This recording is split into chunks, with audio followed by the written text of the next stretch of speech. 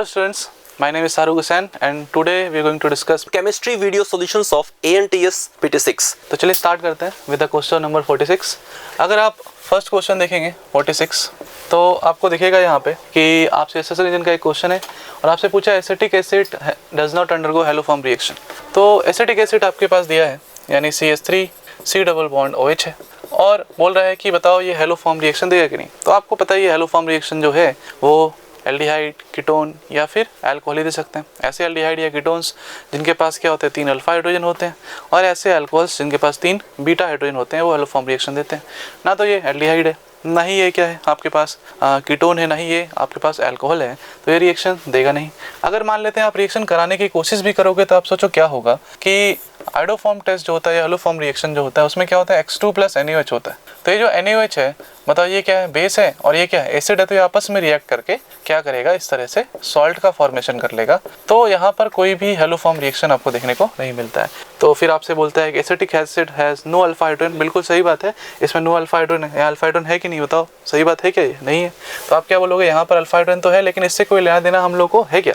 Alpha hydrogen कब देखते हैं, जब ये एल्डिहाइड और कीटोन होता। तो एसिड में अल्फा हाइड्रोजन होकर क्या ही होगा। तो अगर रिएक्शन होता भी है तो ये सॉल्ट का फॉर्मेशन करेगा, ना कि हैलोफॉर्म रिएक्शन देगा। यानी असर्शन तो सही है कि नहीं देता है लेकिन अल्फा हाइड्रोजन नहीं है इस वजह से नहीं देता है, ये बात बिल्कुल गलत है। इसलिए आपका आंसर जो है वो क्या हो जाएगा, assertion is true but reason is false. तो आंसर जो है आपका वो क्या हो जाएगा, करेक्ट आंसर जो है ये C हो जाएगा। ठीक है, चलिए नेक्स्ट क्वेश्चन देखते हैं हम लोग। नेक्स्ट क्वेश्चन है अपने पास क्वेश्चन नंबर 47। तो अगर क्वेश्चन नंबर हम लोग 47 की बात करें तो क्वेश्चन नंबर 47 में आपसे पूछा है which of the following orbital compounds can be differentiated by I2NH। तो I2NaOH यानी कि किसकी बात कर रहा है, ये आइडोफॉर्म टेस्ट की बात कर रहा है। और आइडोफॉर्म टेस्ट जो है ये जैसे कि अभी हम लोग डिस्कस कर रहे थे उसके पहले वाले क्वेश्चन में वहाँ कार्बोक्सिलिक एसिड में दे दिया था, लेकिन आइडोफॉर्म टेस्ट जो होता है वो कहाँ देखने को मिलेगा आपको। तो आप बोलोगे सर वहाँ देखने को मिलेगा जहाँ पर एल्डिहाइड या कीटोन पे 3 अल्फा हाइड्रोजन होना चाहिए, है ना। और अगर अल्कोहल होता तो क्या होता आपके पास 3 बीटा हाइड्रोजन होना चाहिए। तो आपको बोला डिफरेंशिएट करने के लिए। तो जब भी डिफरेंशिएट वाला क्वेश्चन आए ना तो आप इस क्वेश्चन को इस तरह से करो कि आप देखो कि पहले आपके पास जो 2 अलग अलग कंपाउंड दिए हैं तो एक टेस्ट दे और एक टेस्ट नहीं दे, तभी आप डिफरेंशिएट कर पाओगे, है ना। अगर दोनों ही टेस्ट दे देगा तो उसमें क्या है डिफरेंशिएट, दोनों ही टेस्ट दे दिया, दोनों ही नहीं दिया तब भी डिफरेंशिएट नहीं कर पाओगे। इसलिए एक देना चाहिए और एक नहीं देना चाहिए, तो आपको ध्यान देखना वो है। तो C6H5CHO में अगर आप देखोगे तो C6H5CHO में आप बताओ इसमें कोई अल्फा हाइड्रोजन है क्या, तो आप बोलोगे नहीं है, तो इसमें टेस्ट नहीं देगा। उसी तरह से अगर आप जाओगे तो C6H5C double bond O CH2CH3 अगर आप देखोगे तो एक ही कार्बन पे 3 अल्फा हाइड्रोजन है क्या, नहीं, इसमें तो 2 ही है, तो ये भी टेस्ट नहीं देगा। तो दोनों ही टेस्ट नहीं दे रहा है, इसका मतलब ऑप्शन A तो आंसर नहीं हो सकता। फिर दूसरे ऑप्शन में आप चलोगे, ऑप्शन नंबर B में, ये ऑप्शन नंबर A था। ऑप्शन नंबर B में अगर आप देखोगे तो आपको दिखेगा C6H5C double bond O CH3, तो इसके पास अल्फा पे 3 है, ठीक है, ये टेस्ट देगा। लेकिन अगर आप इसमें देखोगे CH3CH2 C double bond O CH3, तो इसके पास भी अल्फा पे कितने हैं, 3 है, तो ये भी टेस्ट देगा। तो चूंकि दोनों ही टेस्ट दे रहा है इसलिए ये आंसर भी पिक नहीं करेंगे, क्योंकि आपको डिफरेंशिएट करना है। ये नहीं पूछा कि टेस्ट देगा या नहीं देगा, डिफरेंशिएट करने के लिए एक टेस्ट देना चाहिए और एक टेस्ट नहीं देना चाहिए, तभी तो डिफरेंशिएट कर पाएंगे, राइट। फिर अगर हम लोग थर्ड ऑप्शन पे जाएं जो C ऑप्शन है अपने पास, तो C ऑप्शन में आपके पास क्या है, CH3 CH2 C double bond O CH2 और CH3, राइट। और दूसरा आपके पास C6H5C डबल बॉन्ड O और CH2 CH3। तो बताओ इसमें क्या है, अल्फा तो है लेकिन एक ही कार्बन पे 3 अल्फा हाइड्रोजन नहीं है, इसमें अल्फा तो है लेकिन एक ही कार्बन पे 3 अल्फा हाइड्रोजन नहीं है। तो आप क्या बोलोगे कि इसमें 2 है, इसमें टोटल 4 है लेकिन एक कार्बन पे नहीं है, तो ये भी टेस्ट नहीं देगा, ये भी टेस्ट नहीं देगा, इसीलिए ये भी आंसर नहीं होगा। लेकिन लास्ट वाले ऑप्शन में अगर आप देखोगे जो कि D ऑप्शन है, तो C6H5 है C double bond O CH CH3 और CH3 है, तो आप क्या देखोगे कि ये अल्फा है। तो अल्फा पे जो है इस पे आपके पास अल्फा हाइड्रोजन कितने हैं, एक ही है, तो ये टेस्ट नहीं देगा। लेकिन जो दूसरा वाला है C6H5C डबल बॉन्ड O और ये CH3 है, तो इस पे अल्फा पे 3 है यानी ये टेस्ट देगा। तो इसकी वजह से क्या आएगा, आइडोफॉर्म टेस्ट होने की वजह से येलो प्रेसिपिटेट आएगा, लेकिन इसमें येलो प्रेसिपिटेट नहीं आएगा।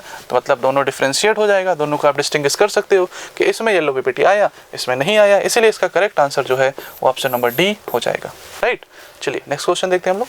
सो कमिंग टू क्वेश्चन नंबर 48, इसमें हमें 4 हाफ सेल्स के लिए स्टैंडर्ड रिडक्शन पोटेंशियल वैल्यूज दी हैं और पूछा है which one of the following is the strongest oxidizing agent. तो हमें पता है कि SRP जितना ज्यादा होता है ऑक्सीडाइजिंग पावर भी उतनी ही ज्यादा होती है। So higher the SRP higher is the oxidizing power. तो गिवन SRP वैल्यूज में हाईएस्ट SRP वैल्यू किसके लिए है? मैग्नीशियम के लिए, विच इज -2.37 वोल्ट। इसका मतलब कि गिवन आयंस में magnesium 2+ is the strongest oxidizing agent. तो हमारा आंसर हो जाएगा ऑप्शन डी, मैग्नीशियम 2+, क्योंकि इसका SRP जो है वो हाईएस्ट है among the given values. D is the answer. Next question is 49। सो इसमें हमें एक रिएक्शन गिवन है और इसके लिए स्टैंडर्ड सेल पोटेंशियल E0 की वैल्यू दी है और पूछा है इक्विलिब्रियम कांस्टेंट KEQ। तो अगर हम गिवन रिएक्शन के लिए नर्स्ट इक्वेशन अप्लाई करें तो नर्स्ट इक्वेशन है E cell is equal to E0 cell minus 0.0591 by n log of reaction quotient Q। और जब इक्विलिब्रियम आता है तो we know at equilibrium E cell की वैल्यू होती है 0 और इक्विलिब्रियम पे reaction quotient Q is equal to equilibrium constant. तो इन दोनों की वैल्यूज को अगर हम इसमें पुट करें एट इक्विलिब्रियम तो ये बन जाएगा, तो E cell है 0 is equal to E0 cell minus 0.0591 by n। और यहाँ पे गिवन रिएक्शन के अंदर 2 मोल इलेक्ट्रॉन का ट्रांसफर हो रहा है, वी कैन सी 0 से +2। सो n की वैल्यू है 2 into log of equilibrium constant KEQ। तो यहाँ से मिलेगा हमें E0 cell या E0 is equal to 0.0591 by 2 log of equilibrium constant. और E0 की वैल्यू क्वेश्चन में दी है 0.2955, उस वैल्यू को यहाँ पुट करेंगे तो यहाँ से मिलेगा हमें 0.2955 is equal to 0.0591 by 2 into log of KEQ। तो यहाँ से मिलेगा हमें log of KEQ is equal to 0.2955 into 2 which is equal to 0.591 divided by 0.0591 which is equal to 10। इसका मतलब कि equilibrium constant KEQ is equal to 10 to the power 10। ये है value of equilibrium constant. So given options में हमारा answer हो जाएगा option B. Next question है अपने पास क्वेश्चन नंबर 50। तो अगर आप क्वेश्चन नंबर 50 की बात करेंगे तो इसमें आपसे पूछा है which of the following reagent is best use for the conversion Son below. तो आपको क्या दिख रहा है? सबसे पहले जब भी ऐसे क्वेश्चंस आए तो आपको देखना है कि कौन से ग्रुप्स आपके फंक्शनल ग्रुप हैं और वो किस में ट्रांसफॉर्म हो रहे हैं, और उसके बाद फिर आप रिएजेंट डिसाइड करोगे तो आपको सोचना आसान हो जाएगा। ठीक है, तो यहाँ पर क्या है, आपके पास मिथाइल है और इधर आपके पास क्या लगा हुआ है OH, यहाँ क्या लगा हुआ है H और नीचे कौन लगा हुआ है D। मतलब ये एल्डिहाइड से अल्कोहल में कन्वर्ट हो गया है, यानी रिडक्शन हुआ है। रिडक्शन के लिए रिड्यूसिंग एजेंट चाहिए, NaBH4, NaBD4, LiLH4, ये सब तो रिडक्शन के एजेंट है। लेकिन चूंकि इसमें आइसोटोप भी दिया हुआ है, आप ध्यान से देखोगे तो आपको दिखेगा यहाँ से D जुड़ा है। तो D कब जुड़ेगा? जब आपके पास LiLH4 के बदले LiAlD4 दे दे या NaBD4 दे दे। तो आप ढूंढोगे NaBD4 किस में दिया है या LiAlD4 किस में दिया है, तो आप देखोगे NaBD4 यहाँ दिख रहा है, तो NaBD4 यहाँ पर आपके पास है। तो बताओ NaBD4 क्या हो जाएगा? ऑप्शन नंबर बी जो है आपका करेक्ट आंसर हो जाएगा। लेकिन मैं थोड़ा आपको मैग्नीज्म से समझाऊं कि क्या होता है, कि रिएक्शन कैसे हुआ होगा। तो आपके पास कुछ इस तरीके से कंपाउंड है, C डबल बॉन्ड OH है और यहाँ पे आपके पास क्या है CH3। तो इस पे जो है वो कौन अटैक किया होगा? जैसे हम लोग NaBD4 लेंगे तो NaBD4 से आपको क्या मिलेगा? यहाँ से D- मिल जाएगा, है ना, D- मिल जाएगा एज अ न्यूक्लियोफाइल। तो ये D- जो है ये एज अ न्यूक्लियोफाइल इस पे अटैक करेगा, ये ऊपर आ जाएगा। तो यहाँ से क्या बन जाएगा आपके पास इस तरीके से CO-, नीचे से कौन जुड़ गया D और इधर कौन है H। अब उसके बाद फिर आप क्या ऐड करोगे? आप ऐड करोगे H3O+। तो इससे क्या मिल जाएगा? इसको H+ और इसको H+ मिल जाएगा, तो आपका काम बन जाएगा, है ना। तो यहाँ से अपने को क्या हो जाएगा? OH और यहाँ कौन हो जाएगा? D और क्या हो जाएगा? H। तो आपको क्या क्या चाहिए? आपको चाहिए NaBD4 एंड आपको क्या चाहिए? H3O+। अगर आप यहाँ D3O+ लोगे तो ऊपर भी कौन जुड़ जाएगा? D जुड़ जाएगा, लेकिन ऊपर तो D चाहिए नहीं, अपने को H चाहिए। इसीलिए जो ऑप्शन नंबर बी है वो अपना करेक्ट आंसर है, क्योंकि उसमें NaBD4 है in the presence of H3O+, right. I hope आपको समझ में आ गया होगा। चलिए हम लोग आगे बढ़ते हैं नेक्स्ट क्वेश्चन की तरफ। नेक्स्ट क्वेश्चन है अपने पास क्वेश्चन नंबर 51। क्वेश्चन नंबर 51 में आपको 2 रिएक्शंस लिखे हुए हैं और K1 और K2 दिया हुआ है, इक्विलिब्रियम कांस्टेंट है। तो आपसे इसमें क्वेश्चन पूछा है कि K1 और K2 के बीच का रिलेशन पूछा है ना। तो K1 K2 के बीच का अगर आपसे रिलेशन पूछा है तो आप बोलोगे सर क्या होगा। तो ऐसे क्वेश्चंस में आपको क्या करना होता है, आप सोचोगे कैसे, इधर से तो बताना पॉसिबल नहीं हो पाएगा, इधर से बताना पॉसिबल नहीं होगा, इस रिएक्शन को उल्टा कर लो। तो आप इक्विलिब्रियम में क्या पढ़ते हो? आप इक्विलिब्रियम पढ़ते हो कि अगर आप रिएक्शन को रिवर्स करते हो तो उसका जो इक्विलिब्रियम कांस्टेंट है उसको उल्टा करना पड़ता है, इन्वर्स करना पड़ता है। यानी अगर मैं इसी रिएक्शन को ऐसे लिखूं कि डबल बॉन्ड हो, है ना, और इसमें अगर ये 1/K1 में कन्वर्ट हो जाएगा K1 से, और इधर बन जाएगा CH3 COH और CN और CH3, ठीक है। और इसको अगर मैं करूं तो यहाँ से हो जाएगा डबल बॉन्ड H, तो ये क्या हो जाएगा 1/K2, 1/K2, तो हो जाएगा CH3C, क्या दिया हुआ है आपके पास, अच्छा CH3C OH CH3 और CN, मैं यहीं से लिख रहा हूँ, आप बॉन्ड लाइन लिखा हुआ है यहाँ पर, तो आप कंफ्यूज मत हो जाना। तो यहाँ पर हो जाएगा आपके पास दिया हुआ है CH3C OH CN और इधर H, ठीक है, ये बन गया। अब इसमें 1/K2 है, आपको बस दोनों के बीच रिलेशन निकालना, मतलब पता करना है किसका इक्विलिब्रियम कांस्टेंट की वैल्यू ज़्यादा होगी। आप जिसका रिएक्शन फॉरवर्ड ज़्यादा आएगा उसकी वैल्यू भी ज़्यादा होगी, सिंपल सी बात है। तो बताओ यहाँ पर जो है रिएक्शन कौन सा हो रहा है, तो यहाँ पर जो रिएक्शन होता है वो क्या होता है, न्यूक्लियोफिलिक एडिशन, क्योंकि इसमें CN माइनस अटैक किया होगा तभी न्यूक्लियोफिलिक एडिशन हुआ है। तो अगर इसमें न्यूक्लियोफिलिक एडिशन आ रहा है तो बेसिकली आपको देखना क्या था इस रिएक्शन में, आपको बस इतना सा देखना था कि ये जो रिएक्शन है इन दोनों में से न्यूक्लियोफिलिक एडिशन किस में फास्ट होगा, जिसमें न्यूक्लियोफिलिक एडिशन का रेट क्या होगा, ज़्यादा होगा, उसी से हम लोग रिलेट कर लेंगे। तो हम लोग क्या बोलेंगे, सर यहाँ पर क्या है, कीटोन है, बल्कि ग्रुप्स लगे हुए हैं, जबकि यहाँ पर एक बल्कि ग्रुप लगा हुआ है, तो आप क्या बोलोगे, इसमें अटैक करना क्या होगा, थोड़ा मुश्किल होगा, और इसमें अटैक करना क्या होगा, थोड़ा आसान होगा। तो आप क्या बोलोगे, रेट किसका फास्ट हो जाएगा, तो आप बोलोगे 1/K2 क्या होगा, ज़्यादा होगा, किससे, 1/K1 से। तो आप इसको अब इधर भेज दो, इसको इधर भेज दो, तो K1 ज़्यादा होगा किससे, K2 से, तो जो K1 है वो K2 से क्या हो जाएगा, ज़्यादा हो जाएगा। तो अगर हम लोग इसमें आंसर ढूंढें, जैसे मैं ऑप्शन अगर देखूँ 51 में आपसे एक क्वेश्चन में क्या क्या पूछा है, तो आप देखोगे यहाँ तो relation between K1 and K2 is, तो हम लोग ढूंढेंगे कि इसमें K1 ज़्यादा होगा K2 से, तो ऑप्शन नंबर बी जो है इसका करेक्ट आंसर हो जाएगा, ठीक है ना। तो ये ऑप्शन बी जो आपका करेक्ट आंसर हो जाएगा, क्योंकि उसमें K1 ज़्यादा है किससे, K2 से। बहुत सिंपल सा था, आपको बस देखना था न्यूक्लियोफिलिक एडिशन किसमें फास्ट होगा, तो जिसमें न्यूक्लियोफिलिक एडिशन फास्ट होगा रिएक्शन उतना फॉरवर्ड शिफ्ट होगा, जितना फॉरवर्ड शिफ्ट होगा उतनी उसकी इक्विलिब्रियम कांस्टेंट की वैल्यू क्या आएगी, ज़्यादा आएगी। तो बस वहाँ से रिलेट करके हम लोगों ने इसको सॉल्व कर लिया। आई होप आपको समझ में आ गया होगा। चलिए नेक्स्ट क्वेश्चन देखते हैं हम लोग। Next question is 52। इस क्वेश्चन में हमें एक गैल्वेनिक सेल दिया है जिसमें एनोड और कैथोड दोनों का मटेरियल सेम है सिल्वर, और हमें निकालना है इसका ई सेल या फिर नॉन स्टैंडर्ड सेल पोटेंशियल। तो क्योंकि ये एक कॉन्सेंट्रेशन सेल है and we know concentration cell के लिए जो स्टैंडर्ड सेल पोटेंशियल होता है ई नोट सेल, वो होता है हमेशा 0। सो ई नोट सेल तो 0 है और हमें निकालना है ई सेल। तो इस कॉन्सेंट्रेशन सेल के लिए let us write the cell reaction. तो इसकी जो एनोड हाफ रिएक्शन है, एनोड हाफ या फिर जो ऑक्सीडेशन हाफ रिएक्शन है वो है Ag से Ag+, और एनोड पे जो Ag+ आयन है उसकी कॉन्सेंट्रेशन कितनी है 1 मोलर, और कैथोड पे होगा रिडक्शन, और कैथोड की हाफ सेल रिएक्शन है Ag+ से Ag, और कैथोड पे Ag+ की कॉन्सेंट्रेशन है 2 molar.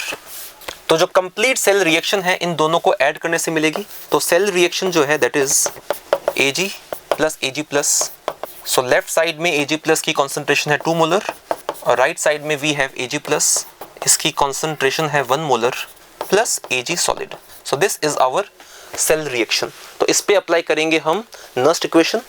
So applying Nernst equation we get E cell is equal to E not cell minus 0.0591 by N, और यहाँ पे एक इलेक्ट्रॉन का ट्रांसफर हुआ है, इसका मतलब N की वैल्यू है 1 into log of reaction quotient Q, और रिएक्शन कोशेंट Q का एक्सप्रेशन होगा Ag+ on the right side, इसकी कॉन्सेंट्रेशन है 1 molar divided by Ag+ concentration on the left side which is 2 molar. तो ये बन गया 1/2।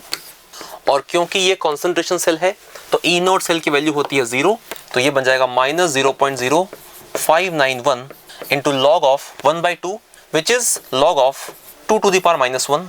तो ये बन जाएगा, माइनस बाहर आ जाएगा, this becomes plus 0.0591 into log 2, और log 2 की वैल्यू होती है 0.3010।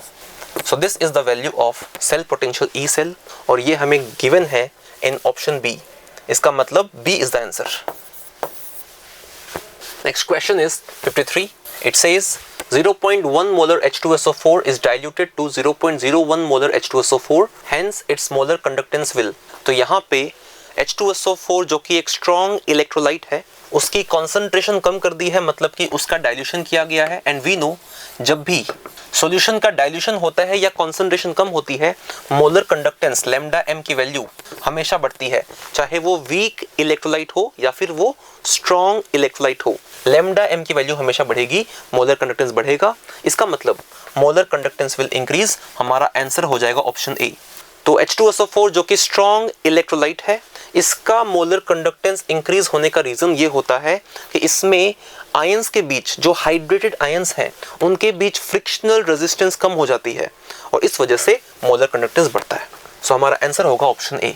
नेक्स्ट क्वेश्चन है अपने पास क्वेश्चन नंबर 54। तो क्वेश्चन नंबर 54 की अगर हम लोग बात करेंगे तो इसमें आपसे CH3 C double bond O ET दिया है और साथ में आपको दिया है PH MgBr यानी ग्रिग्नार्ड रीजन दिया है। अब ग्रिग्नार्ड दिया है तो ग्रिग्नार्ड अलग अलग तरीके से बिहेव करता है, जैसे आप बेस की तरह भी बिहेव कर सकता है और न्यूक्लियोफाइल की तरह भी बिहेव कर सकता है। यहाँ पर किसकी तरह बिहेव करेगा और ये इस पर अटैक करेगा और ये यहाँ ऊपर आ जाएगा, है ना। तो यहाँ से क्या बन जाएगा बताओ, CH3 CO माइनस और नीचे से कौन जुड़ गया PH, इधर कौन है ET और इसको न्यूट्रलाइज करने के लिए यहाँ डाल देंगे MgBr। तो ये तो A बन गया, लेकिन आपसे पूछा क्या है, आपसे B पूछा है। तो अब इसमें अगर आपने क्या डाल दिया H प्लस डाल दिया तो यहाँ से O माइनस को क्या मिल जाएगा, H प्लस मिल जाएगा। तो यहाँ से बन जाएगा CH3 COH, यहाँ हो जाएगा ET और यहाँ हो जाएगा PH। तो आपको ढूंढना है इसमें कौन सा ऑप्शन है, इसमें CH3 COH ET और PH दिया है, CH3 COH ET और PS दिया है। तो आपका आंसर जो है इसका करेक्ट ऑप्शन A हो जाएगा, है ना। सिंपल सा क्वेश्चन था, आपको ग्रिग्नार्ड के साथ रिएक्शन देखना था, तो ग्रिग्नार्ड के साथ हम लोग रिएक्शन पढ़ते हैं और वहाँ से इसको आंसर करते हैं। चलिए नेक्स्ट क्वेश्चन देखते हैं हम लोग। नेक्स्ट क्वेश्चन है अपने पास क्वेश्चन नंबर 55। तो अगर क्वेश्चन नंबर 55 की अगर आप बात करोगे तो आपको इसमें फिर से आपसे ग्रिग्नार्ड का क्वेश्चन है, लेकिन इस बार आपको यहाँ पर ध्यान रखना है कि क्वेश्चन में क्या दिया है। तो इस बार जो है यहाँ पर CH3 MgBr और प्लस क्या है आपके पास OH है, CH2 है और C डबल बॉन्ड OH, ठीक है, ये दिया।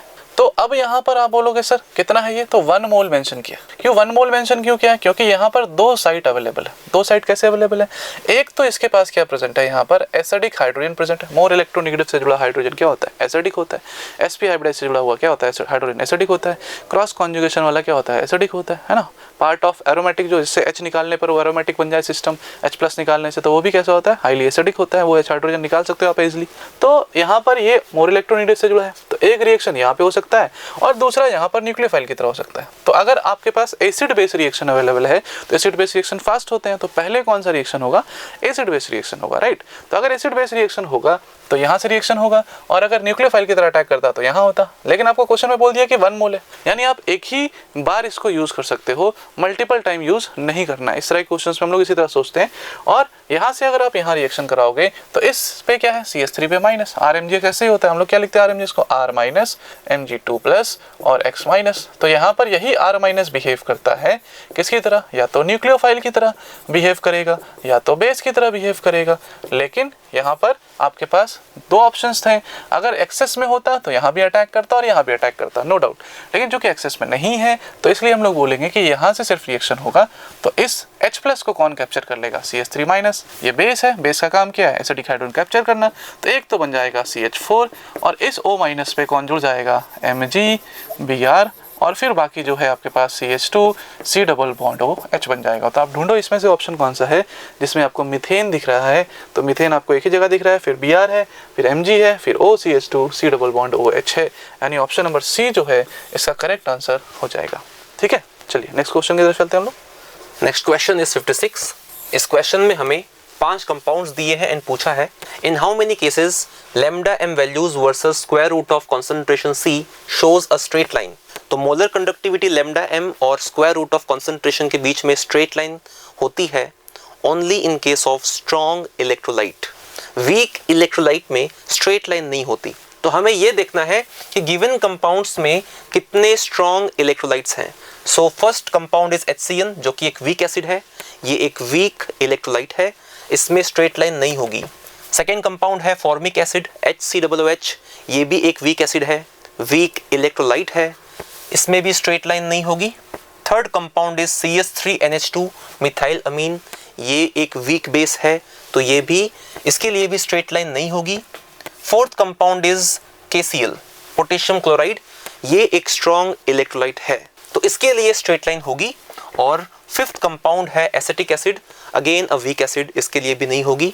तो सिर्फ एक कंपाउंड है गिवन कंपाउंड्स में KCl जिसके लिए एक स्ट्रेट लाइन होगी, तो हमारा आंसर हो जाएगा ऑप्शन बी 1।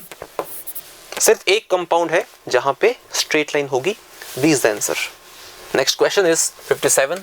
इस क्वेश्चन में हमें 2 हाफ सेल्स के लिए स्टैंडर्ड ऑक्सीडेशन पोटेंशियल की वैल्यूज दी है जिंक और आयरन के लिए, और गिवन सेल रिएक्शन के लिए EMF फाइंड करना है। तो किसी भी सेल रिएक्शन के लिए हमें पता है standard cell potential E0 cell होता है SRP of cathode minus SRP of anode. लेकिन इस क्वेश्चन में हमें SRP वैल्यूज नहीं दिया है, हमें तो SOP वैल्यूज या फिर स्टैंडर्ड ऑक्सीडेशन पोटेंशियल वैल्यूज दिया है। तो सॉल्व करते हैं इसको। सो कैथोड पे होता है रिडक्शन, तो कैथोड हमारा होगा इस केस में आयरन, क्योंकि आयरन का हो रहा है रिडक्शन Fe2+ से Fe। सो ये बन जाएगा E0 SRP of cathode, cathode है Fe2+ से Fe माइनस एनोड पे कौन है, एनोड पे हमारे पास जिंक है, क्योंकि जिंक का हो रहा है ऑक्सीडेशन, तो ये बन जाएगा E0 SRP of anode which is zinc 2+ से जिंक। तो SRP ऑफ आयरन हमें चाहिए, हमें क्वेश्चन में दिया है SOP ऑफ आयरन कितना +0.44, तो SRP कितना हो जाएगा -0.44, तो ये बन जाएगा -0.44 माइनस, और हमें चाहिए SRP ऑफ जिंक, क्वेश्चन में दिया है SOP ऑफ जिंक कितना +0.76, तो SRP बिकम्स -0.76 और ये बन जाएगा +0.32 वोल्ट। सो ये है E0 सेल, तो हमारा आंसर हो जाएगा option B, +0.32 volt, B is the answer. Next question is 58। तो इस क्वेश्चन में गिवन हाफ सेल रिएक्शन के लिए दिया है 0.275 gram of metal M is deposited at the cathode due to passage of 1 ampere of current for 965 seconds. Hence atomic weight of the metal M is. तो ये question है Faraday's first law of electrolysis का। तो Faraday's first law की equation होती है कि mass of the metal deposited W is equal to E by 96500 into I into T, जहाँ पे E है equivalent weight, I is the current and T is the time। तो यहाँ पे हम वैल्यूज पुट करेंगे, तो हमें क्वेश्चन में दिया है mass of the metal deposited 0.275 ग्राम, तो W हो जाएगा 0.275 और इक्विवेलेंट वेट है E, ये होता है atomic weight by valency factor. तो एटॉमिक वेट हमें फाइंड करना है, उसे मान लेते हैं x। So atomic weight by valency factor, तो क्योंकि यहाँ पे +2 से 0 पे गया है, 2 इलेक्ट्रॉन का चेंज है, तो वैलेंसी फैक्टर इज 2, तो ये बन जाएगा x/2। ये है हमारा equivalent weight divided by 96500 into current I है 1 एम्पियर और टाइम हमें दिया है 965 सेकेंड्स, तो ये कैंसिल हो जाएगा, दिस बिकम्स 100। तो यहाँ से मिलेगा हमें x इक्वल टू, जो कि एटॉमिक वेट है, x is equal to 0.275 into 100 into 2 gram, तो ये बन जाएगा 27.5 इंटू 2 विच इज 55.0 या 55 ग्राम।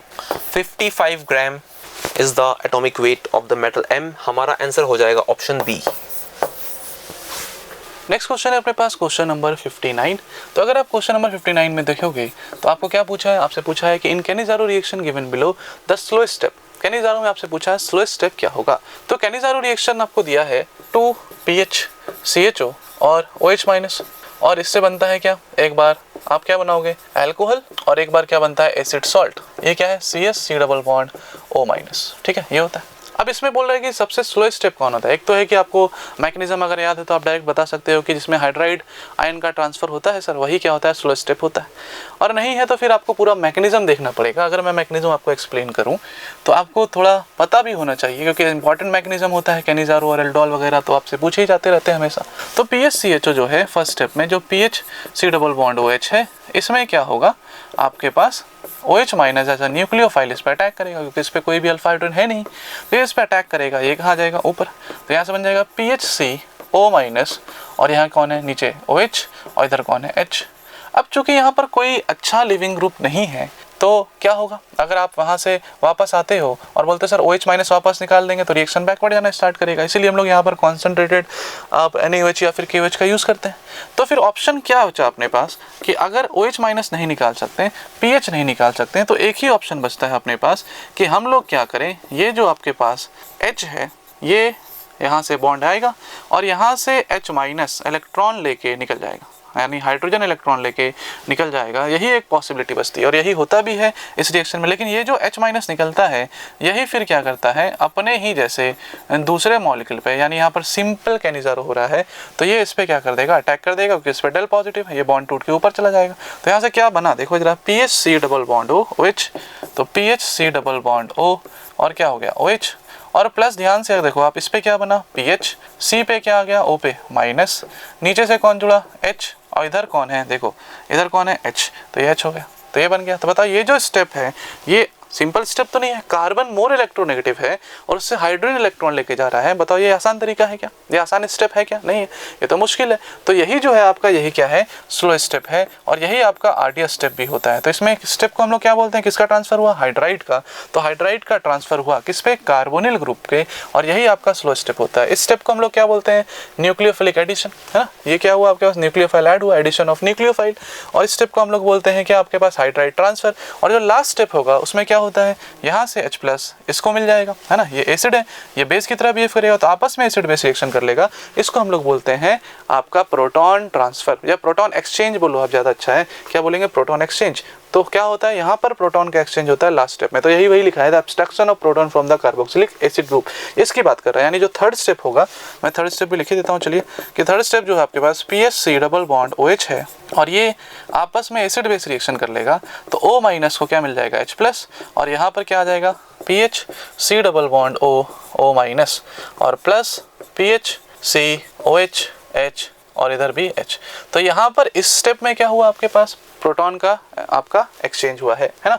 तो आपको क्या देखना है, जो स्लो स्टेप में क्या हो रहा है, हाइड्राइड ट्रांसफर। तो आप ढूंढोगे transfer of hydride to the carbonyl group, यानी यही ऑप्शन नंबर डी जो है ये आपका सही आंसर हो जाएगा। तो ये चीज़ आपको पहले से पता होनी चाहिए थी, क्योंकि मैकेनिज्म आपके दिमाग में रहेगा तो ही आप आंसर इसको आराम से कर सकते हो। अदरवाइज आपको अगर पता ही नहीं है कि मैकेनिज्म क्या होता है तो ऐसे क्वेश्चन आपसे नहीं बनेंगे। ऐसे क्वेश्चन पहले भी पूछे जा चुके हैं, डायरेक्टली नहीं इनडायरेक्टली आपसे पूछे जा चुके हैं। चलिए नेक्स्ट क्वेश्चन की तरफ चलते हैं हम लोग।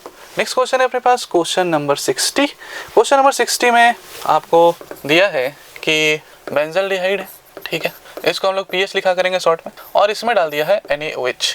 क्या डाल दिया है, NaOH, और इसमें ऑक्सीजन जो लिखा है वो 18 लिखा है, ठीक है, क्या लिखा है, 18 लिखा है। चलिए अगर हम लोग इसमें ऑप्शंस को देखें तो आपको दिख रहा होगा ऑप्शंस, तो ऑप्शन में आप देखोगे तो क्या दिख रहा है आपको, सॉल्ट है और अल्कोहल है। तो सॉल्ट और अल्कोहल है तो इसका मतलब क्या है कि यहाँ पर जो रिएक्शन है ये क्या है, कैनिजारो रिएक्शन। कैसा रिएक्शन है, कैनिजारो रिएक्शन है। अब कैनिजारो रिएक्शन है तो एक तो बनेगा सॉल्ट, एक बनेगा अल्कोहल।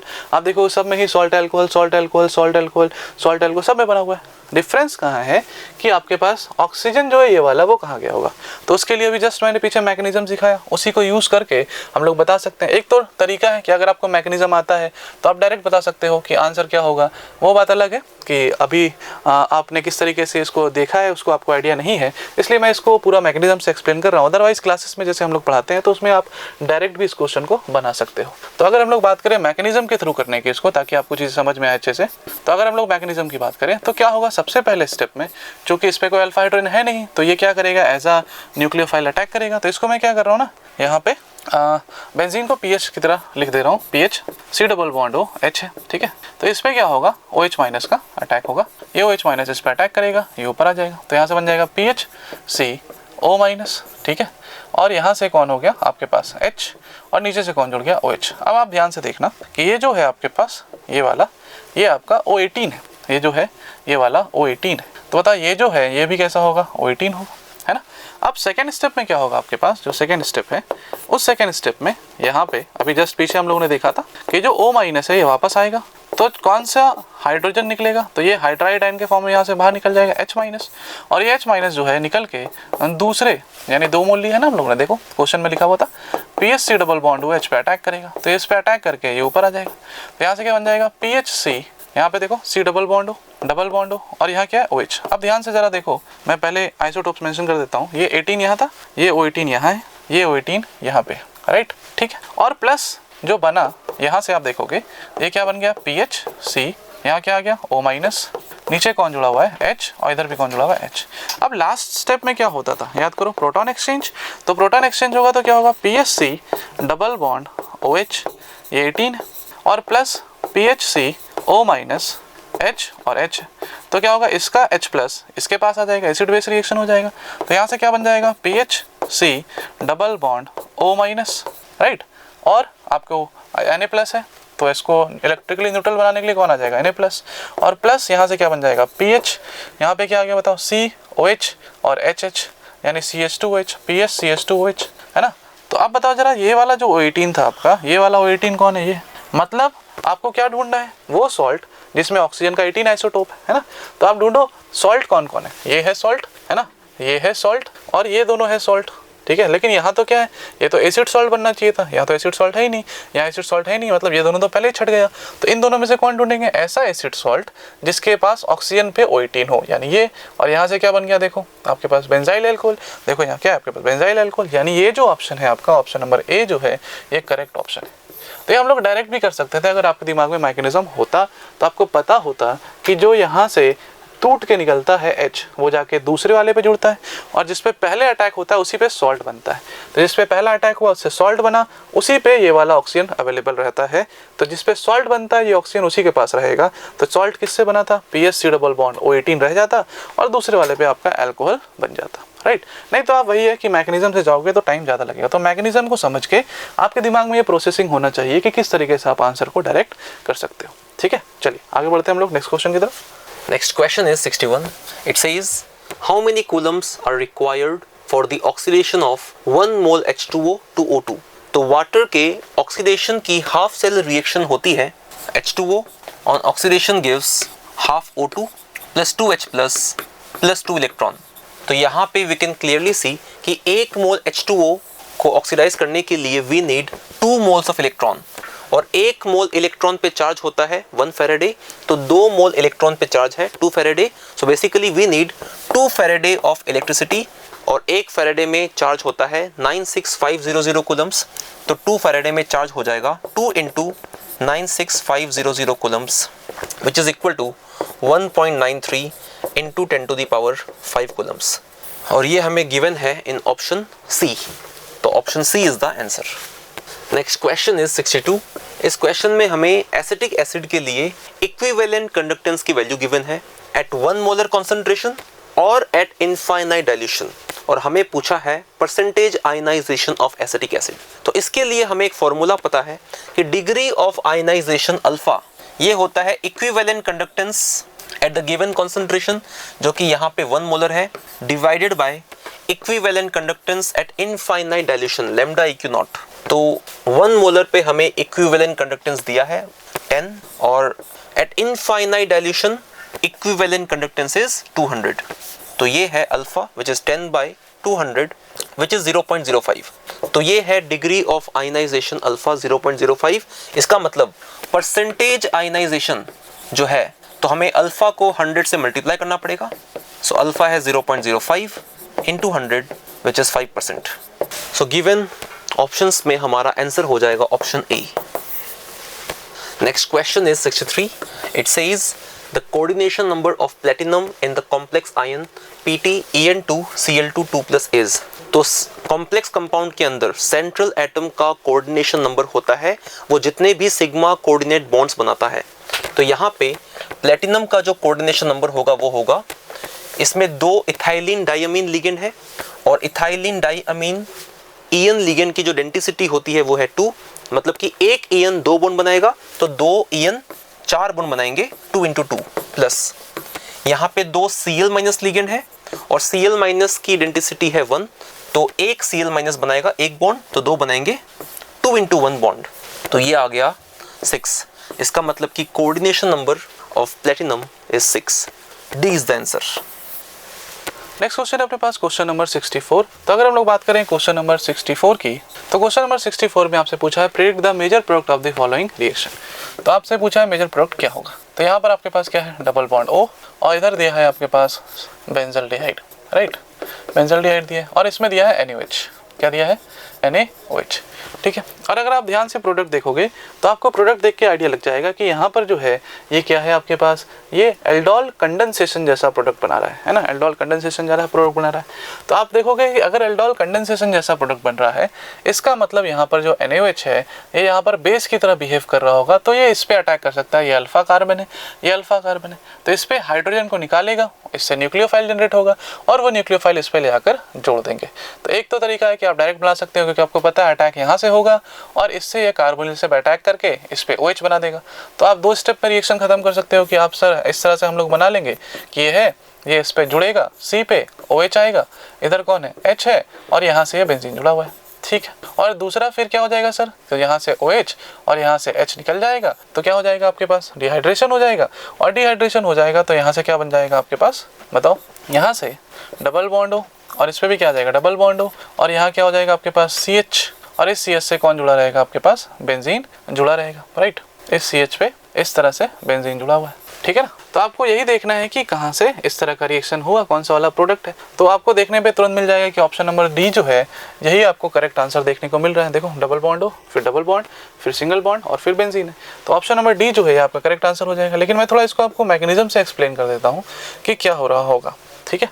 हालांकि आपको दिमाग में ये भी आ सकता है कि सर यहाँ पर जो है वो हीट तो नहीं दिया है, तो हीट नहीं दिया है तो फिर एल्डोल कंडेंसेशन के लिए हीट तो चाहिए। हाँ बिल्कुल चाहिए, लेकिन अब चूंकि ऑप्शन में नहीं है, चारों के चारों आपको साफ साफ दिख रहे हैं कि ये एल्डोल जैसा ही बनाया है, एल्डोल कंडेंसेशन ही कराया है, तो फिर इस तरीके से हम लोग सोचेंगे। कभी कभी इस तरह से भी क्वेश्चंस आपको देखने को मिलते हैं, जेईई में भी इस तरीके से कभी कभी क्वेश्चंस दे दिए गए हैं जिसमें पूरा हीट मेंशन नहीं किया है, लेकिन प्रोडक्ट जो है आपको क्या क्या है इस तरह से दे देता है, और आपको उसके अकॉर्डिंग फिर आंसर करना होता है कि हाँ एल्डोल कंडेंसेशन तक पहुँचना पड़ेगा अपने को। तो हमें हम लोग मैकेनिज्म से मैं आपको डिस्कस कर देता हूँ कि सबसे पहले स्टेप में क्या होगा, जिस पे अल्फा हाइड्रोजन है रिएक्शन वहीं से इनिशिएट होगा। तो इस पे जो अल्फा हाइड्रोजन है ये एसिडिक है, थोड़ा एसिडिक है और स्ट्रॉन्ग बेस है, तो रिएक्शन यहाँ से हो जाएगा, और यहाँ से रिएक्शन होगा तो क्या बन जाएगा, यहाँ पर ये एक न्यूक्लियोफाइल का जनरेशन कर लेगा, तो ये आपका न्यूक्लियोफाइल बन गया और ये H2 हो गया। अब यही जो न्यूक्लियोफाइल है यही क्या करेगा, सेकेंड स्टेप पे अटैक करेगा, कहाँ, दूसरे वाले पे, यानी ये क्रॉस आपका एल्डोल कंडेंसेशन का एग्जांपल है। तो अगर मैं इसको यहाँ से बेंजीन पे इस तरीके से C डबल बॉन्ड OH लिखूं तो ये इस पे अटैक करेगा और ये बॉन्ड टूट के ऊपर आ जाएगा, क्योंकि इस पे डल नेगेटिव, इस पे डल पॉजिटिव है। तो यहाँ से क्या बन जाएगा कि आपके पास डबल बॉन्ड, इससे बॉन्ड जुड़ा C पे आया O-, इधर आया H। तो इसी को मैंने डायरेक्ट लिखा था, जो अभी जो मैंने समझाया पीछे वो डायरेक्ट इस तरह से समझाया कि आप अटैक कर दो सीधा और ये खुल जाएगा O-। तो इस O- होके मिल जाएगा इस वाटर से, इस HOS से, ये एसिडिक हाइड्रोजन है, तो यहाँ से H+ ये कैप्चर कर लेगा और H+ कैप्चर कर लेगा, तो यहाँ क्या हो जाएगा, ये COH H और यहाँ से ये बन जाएगा। अब लास्ट स्टेप में क्या होगा, डिहाइड्रेशन। तो लास्ट स्टेप में जब डिहाइड्रेशन होगा तो ये जो बना है COH H, तो यहाँ से क्या निकल जाएगा OH और यहाँ से क्या निकल जाएगा H, तो क्या बन जाएगा, इन दोनों के बीच डबल बॉन्ड बन जाएगा, ठीक है। तो यहाँ बन जाएगा डबल बॉन्ड C और फिर इस पर क्या है H और यहाँ पे इस तरह से बेंजीन है। तो आपको क्या देखना था, आपको देखना था ये दिया हुआ है कौन से वाले ऑप्शन में, तो यहाँ है डबल बॉन्ड के बाद फिर सिंगल बॉन्ड और सिंगल बॉन्ड के बाद बेंजीन। तो देखो double bond, single bond, benzene, तो इसलिए इसका आंसर जो है ऑप्शन नंबर डी जो है इसका करेक्ट आंसर हो जाएगा, ठीक है। आई होप आपको समझ में आ गया होगा। तो मैंने पूरा मैकेनिज्म एक्सप्लेन कर दिया कि क्या हो रहा है, तो आपको इतना करने की जरूरत नहीं पड़नी चाहिए थी, आपको इस तरीके से डायरेक्ट ही करना था जिससे क्वेश्चन आपका क्या बन पाए, जल्दी बन पाए, ठीक है। तो इसका आंसर जो है करेक्ट ऑप्शन नंबर डी हो जाएगा। चलिए नेक्स्ट बढ़ते हैं हम लोग आगे क्वेश्चन में। नेक्स्ट क्वेश्चन है अपने पास क्वेश्चन नंबर 65। क्वेश्चन नंबर 65 में अगर हम लोग देखें तो आपसे पूछा है carbonyl compounds react with phenyl hydrazine to form phenyl hydrazone. बिल्कुल सही बात है कि अगर आप कार्बोनिल कंपाउंड लेते हो और इसमें फिनाइल हाइड्रोजीन लेते हो, फिनाइल हाइड्रोजीन क्या होता है आपके पास, तो आप लिखोगे NH2 NH2 हाइड्रोजीन होता है, फिनाइल बोला तो एक फिनाइल लगा दो तो बन जाएगा फिनाइल हाइड्रोजीन। NH2 याद रखो हाइड्रोजीन, फिनाइल लगाना है तो एक H हटा के फिनाइल लगा दो, ये हो जाएगा फिनाइल हाइड्रोजीन। इसको रिएक्शन अगर इससे कराओगे तो इसमें मीडियम शुड भी कैसा होना चाहिए, एसिडिक। और जो मीडियम एसिडिक है ये ध्यान रहे ये कैसा होता है, स्लाइटली एसिडिक मीडियम होता है, यानी बहुत ज़्यादा एसिडिक मीडियम आपको नहीं लेना है। तो यहाँ से जो आपका आंसर हो जाएगा ये हो जाएगा डबल बॉन्ड, यहाँ से अटैक होता है, तो ट्रिक क्या है, यहाँ से H2 निकालो, यहाँ से ऑक्सीजन निकालो, तो क्या बन जाएगा, N बचा, इसमें N से कौन जुड़ा हुआ है, NH, और NH से जुड़ा हुआ है आपका बेंजीन, तो ये बन जाता है। इसका भी पूरा मैकेनिज्म है, लेकिन इतना अभी अपने पास टाइम नहीं है कि आप पूरा इसको मैकेनिज्म को बनाकर यहाँ पर समझो, तो आप सिंपल ट्रिक से कर सकते हो और ट्रिक से ही आंसर डायरेक्ट इसका आ सकता है। आप बना सकते हो ऐसे ही क्वेश्चन, यहाँ से H2 यहाँ से O निकाल दो, H2O निकल जाएगा। लेकिन ध्यान रहे इसमें दो लोन पेयर है, यहाँ से भी रिएक्शन स्टार्ट हो सकता था, यहाँ से भी हो सकता था, लेकिन चूंकि ये कॉन्जुगेशन में जा रहा है इसलिए इसकी डोनेट करने की टेंडेंसी क्या है, ज़्यादा, इसलिए रिएक्शन यहाँ से होता है। तो आप यहीं से जोड़ोगे, दो हाइड्रोजन, ऑक्सीजन निकाल दो, वाटर बाहर, और यहाँ से N सिंगल बॉन्ड NH और ये जुड़ जाएगा। तो इसी को बोलते हैं हम लोग फिनाइल हाइड्राजोन, है ना, जीन से बन जाता है जोन। जैसे आप हाइड्राजीन लोगे तो हाइड्रोजोन बन जाएगा, फिनाइल हाइड्राजीन लोगे तो फिनाइल हाइड्रोजोन बन जाएगा, 2,4-DNP हाइड्राजीन लोगे तो 2,4-DNP हाइड्रोजोन बन जाएगा, है ना, इस तरीके से। तो यहाँ पर आपको क्या बोल रहा है फिर कि carbonyl compounds react with phenyl hydrazine to form phenyl hydrazones, बिल्कुल सही बात है। लेकिन बोलता है hydrazones of aldehyde and ketones are prepared in highly acidic medium. नहीं, अभी जैसा मैंने बोला कि मीडियम जो होता है वो आपका कैसा होना चाहिए, हाईली एसिडिक नहीं होता है, स्लाइटली एसिडिक मीडियम होना चाहिए। इस वजह से जो आपका रीजन है ये गलत है, तो असर्शन सही है और रीजन गलत है। तो if assertion is true but reason is false, तो करेक्ट आंसर जो है इसका वो ऑप्शन नंबर सी जो है ये आपका करेक्ट आंसर हो जाएगा, ठीक है। चलिए हम लोग नेक्स्ट क्वेश्चन देखते हैं। Next question is 66। ये एक असर्शन रीजन टाइप क्वेश्चन है। तो असर्शन का स्टेटमेंट है Kohlrausch law applies only to strong electrolytes. तो ये एक इनकरेक्ट स्टेटमेंट है क्योंकि Kohlrausch law is applicable for strong electrolyte as well as weak electrolyte. So assertion का स्टेटमेंट इज फॉल्स। और रीजन में क्या दिया है, strong electrolytes completely dissociate into ions in the solution। तो ये बिल्कुल सही स्टेटमेंट है। strong electrolytes का जो अल्फा होता है is nearly 1, तो they completely dissociate। तो ये स्टेटमेंट ट्रू है। assertion is false but reason is true। तो देखते हैं ये कौन से ऑप्शन में दिया है। Option D, if assertion is false but reason is true, इसका मतलब हमारा आंसर हो जाएगा option D. Next question is 67। इसमें हमें कॉलम 1 और कॉलम 2 को मैच करना है। तो सबसे पहले ए में गिवन है लेक्लांचे सेल। तो ये है dry cell which is a primary cell या नॉन रिचार्जेबल टाइप सेल। तो इसकी जो एनोड रिएक्शन है हमें याद रखनी है, वो होती है जिंक से जिंक 2+ + 2 इलेक्ट्रॉन। इसका मतलब A in column 1 matches with 4 in column 2। इसके बाद में बी में हमें गिवन है निकल कैडमियम सेल। तो ये है एक रिचार्जेबल टाइप बैटरी या फिर ये है एक सेकेंडरी सेल। तो B matches with 3 rechargeable. C में हमें गिवन है हाइड्रोजन फ्यूल सेल। तो हाइड्रोजन फ्यूल सेल की जो सेल रिएक्शन है it is same as the combustion of hydrogen, जो कि हो जाएगा 2H2 + O2 गिव्स 2H2O। तो C matches with 1 cell reaction. 2H2 + O2 gives 2H2O। C matches with 1। और फिर डी में हमें गिवन है मरकरी सेल। मरकरी सेल या बटन सेल, ये भी है एक प्राइमरी सेल और इसका यूज होता है as used in hearing aids and watches. तो वहाँ पे इसका यूज है। तो इसका मतलब कि डी मैचेस विथ 2। सो ये हमें गिवन है इन ऑप्शन डी। तो हमारा आंसर हो जाएगा ऑप्शन डी। नेक्स्ट क्वेश्चन है अपने पास क्वेश्चन नंबर 68। तो अगर हम लोग क्वेश्चन नंबर 68 की बात करेंगे तो क्वेश्चन नंबर 68 में आपसे पूछा है the reagent which does not react with both acetone and benzaldehyde. Acetone और बेंजल्डिहाइड, एसीटोन आपके पास ये है और बेंजल्डिहाइड आपके पास ये, ठीक है। तो हम लोग देख लेते हैं क्या क्या रिएजेंट अपने पास दिया हुआ है। सबसे पहले दिया है NaHSO3। तो NaHSO3 जो है किसके साथ रिएक्ट करता है ये सबसे पहले आपको पता होना चाहिए। तो NaHSO3 जो है ये एल्डिहाइड्स के साथ भी रिएक्ट करता है, एल्डिहाइड्स के साथ भी रिएक्ट करता है, ठीक है, और मिथाइल कीटोन्स के साथ भी रिएक्ट करता है। मिथाइल कीटोन्स मतलब एक साइड मिथाइल होना चाहिए। तो मिथाइल कीटोन्स के साथ भी रिएक्शन देता है। तो बताओ एल्डिहाइड है, बिल्कुल है। मिथाइल कीटोन्स है, बिल्कुल है। तो दोनों के साथ रिएक्शन दे रहा है ना। तो बोल रहा है कि इसमें कौन दोनों के साथ नहीं देगा, तो ये तो दोनों के साथ दे रहा है। फिर फिनाइल हाइड्रोजन, अभी जैसे हम लोगों ने देखा, तो उसके लिए तो रिएक्शन कार्बोनिल पार्ट से होता है, चाहे दोनों एल्डिहाइड कीटोन दोनों में रिएक्शन देता है, तो ये भी दोनों में रिएक्शन दे रहा है। फिर लिखता है फेहलिंग सॉल्यूशन। तो फेहलिंग सॉल्यूशन जो होता है ये आपका क्या होता है, फेहलिंग सॉल्यूशन जो होता है, अब बताओ अगर फेहलिंग सॉल्यूशन की बात करेंगे तो एल्डिहाइड के साथ रिएक्शन देगा, एल्डिहाइड के साथ रिएक्शन देगा, बिल्कुल देगा। लेकिन कौन से एल्डिहाइड, ये इंपॉर्टेंट है, ये सिर्फ और सिर्फ एलिफैटिक में काम करता है, एरोमेटिक में काम नहीं करता है, ठीक है। तो आप अगर यहाँ देखोगे तो आप देखोगे एल्डिहाइड तो है लेकिन कैसा है, एरोमेटिक है। यानी ये जो फेहलिंग है ये फेहलिंग टेस्ट नहीं देगा। और कीटोन के साथ तो फेहलिंग देता ही नहीं है, तो फेहलिंग कीटोन के साथ भी नहीं देगा। तो आप बोलोगे इसमें भी फेहलिंग नहीं होगा। तो आपसे क्या पूछा था, जिसमें दोनों ही रिएक्शन नहीं दे, तो यही आपका ऑप्शन हो जाएगा। तो ऑप्शन नंबर सी जो है ये करेक्ट ऑप्शन हो जाएगा। हालांकि आप अगर पूछोगे sir option number D Grignard, Grignard तो क्या होगा, RMgX R- as a nucleophile वो इस पे भी अटैक कर सकता है और एज अ न्यूक्लियोफाइल वो इस पे भी अटैक कर सकता है, यानी दोनों में रिएक्शन होगा। तो आपसे क्या पूछा था, does not react with both. तो कौन है वो जो दोनों के साथ रिएक्शन नहीं देगा, तो वो है फेहलिंग, क्योंकि वो किसके साथ देता है, एलिफैटिक एल्डिहाइड के साथ देता है, एरोमेटिक के साथ टॉलेंस देगा। ध्यान रहे टॉलेंस जो है वो एरोमेटिक के साथ रिएक्शन दे सकता है। तो इसका इसलिए इसका ऑप्शन जो है करेक्ट वो सी हो जाएगा, राइट। चलिए हम लोग नेक्स्ट क्वेश्चन देखते हैं। नेक्स्ट क्वेश्चन है अपने पास क्वेश्चन नंबर 69। अगर क्वेश्चन नंबर 69 की बात की जाए तो आपसे पूछा है formation of cyanohydrin from a ketone is an example of. Cyanohydrin बनाना है, साइनोहाइड्रीन बनाना एक इजी प्रोसेस होता है। इसमें हम लोग क्या यूज़ करते हैं, NaCN और SCN। तो इससे क्या होता है, ये COH और इस पे कौन जुड़ जाता है, CN जुड़ जाता है। तो ये किसका एग्जांपल है, ये एक न्यूक्लियोफिलिक एडिशन का एग्जांपल है। इसमें कौन अटैक करता है, न्यूक्लियोफाइल, और न्यूक्लियोफाइल कौन है, CN-। तो ये CN- क्या करेगा, इस पे जाके न्यूक्लियोफाइल की तरह ऐड हो जाएगा और इससे कोई एलिमिनेट नहीं होता। आप देख रहे हो कुछ निकल रहा है क्या, नहीं, सिर्फ ऐड हो रहा है। यानी ये कैसा है, जो कि न्यूक्लियोफाइल ऐड हो रहा है, इसलिए क्या बोलते हैं इसको हम लोग, न्यूक्लियोफिलिक एडिशन रिएक्शन। इसलिए इसका आंसर जो है वो करेक्ट आंसर भी हो जाएगा। ये इजी बीजी क्वेश्चन था, बहुत ईजी था। आई होप आपको ये समझ में आ गया होगा। चलिए नेक्स्ट क्वेश्चन देखते हैं। Next question is 70.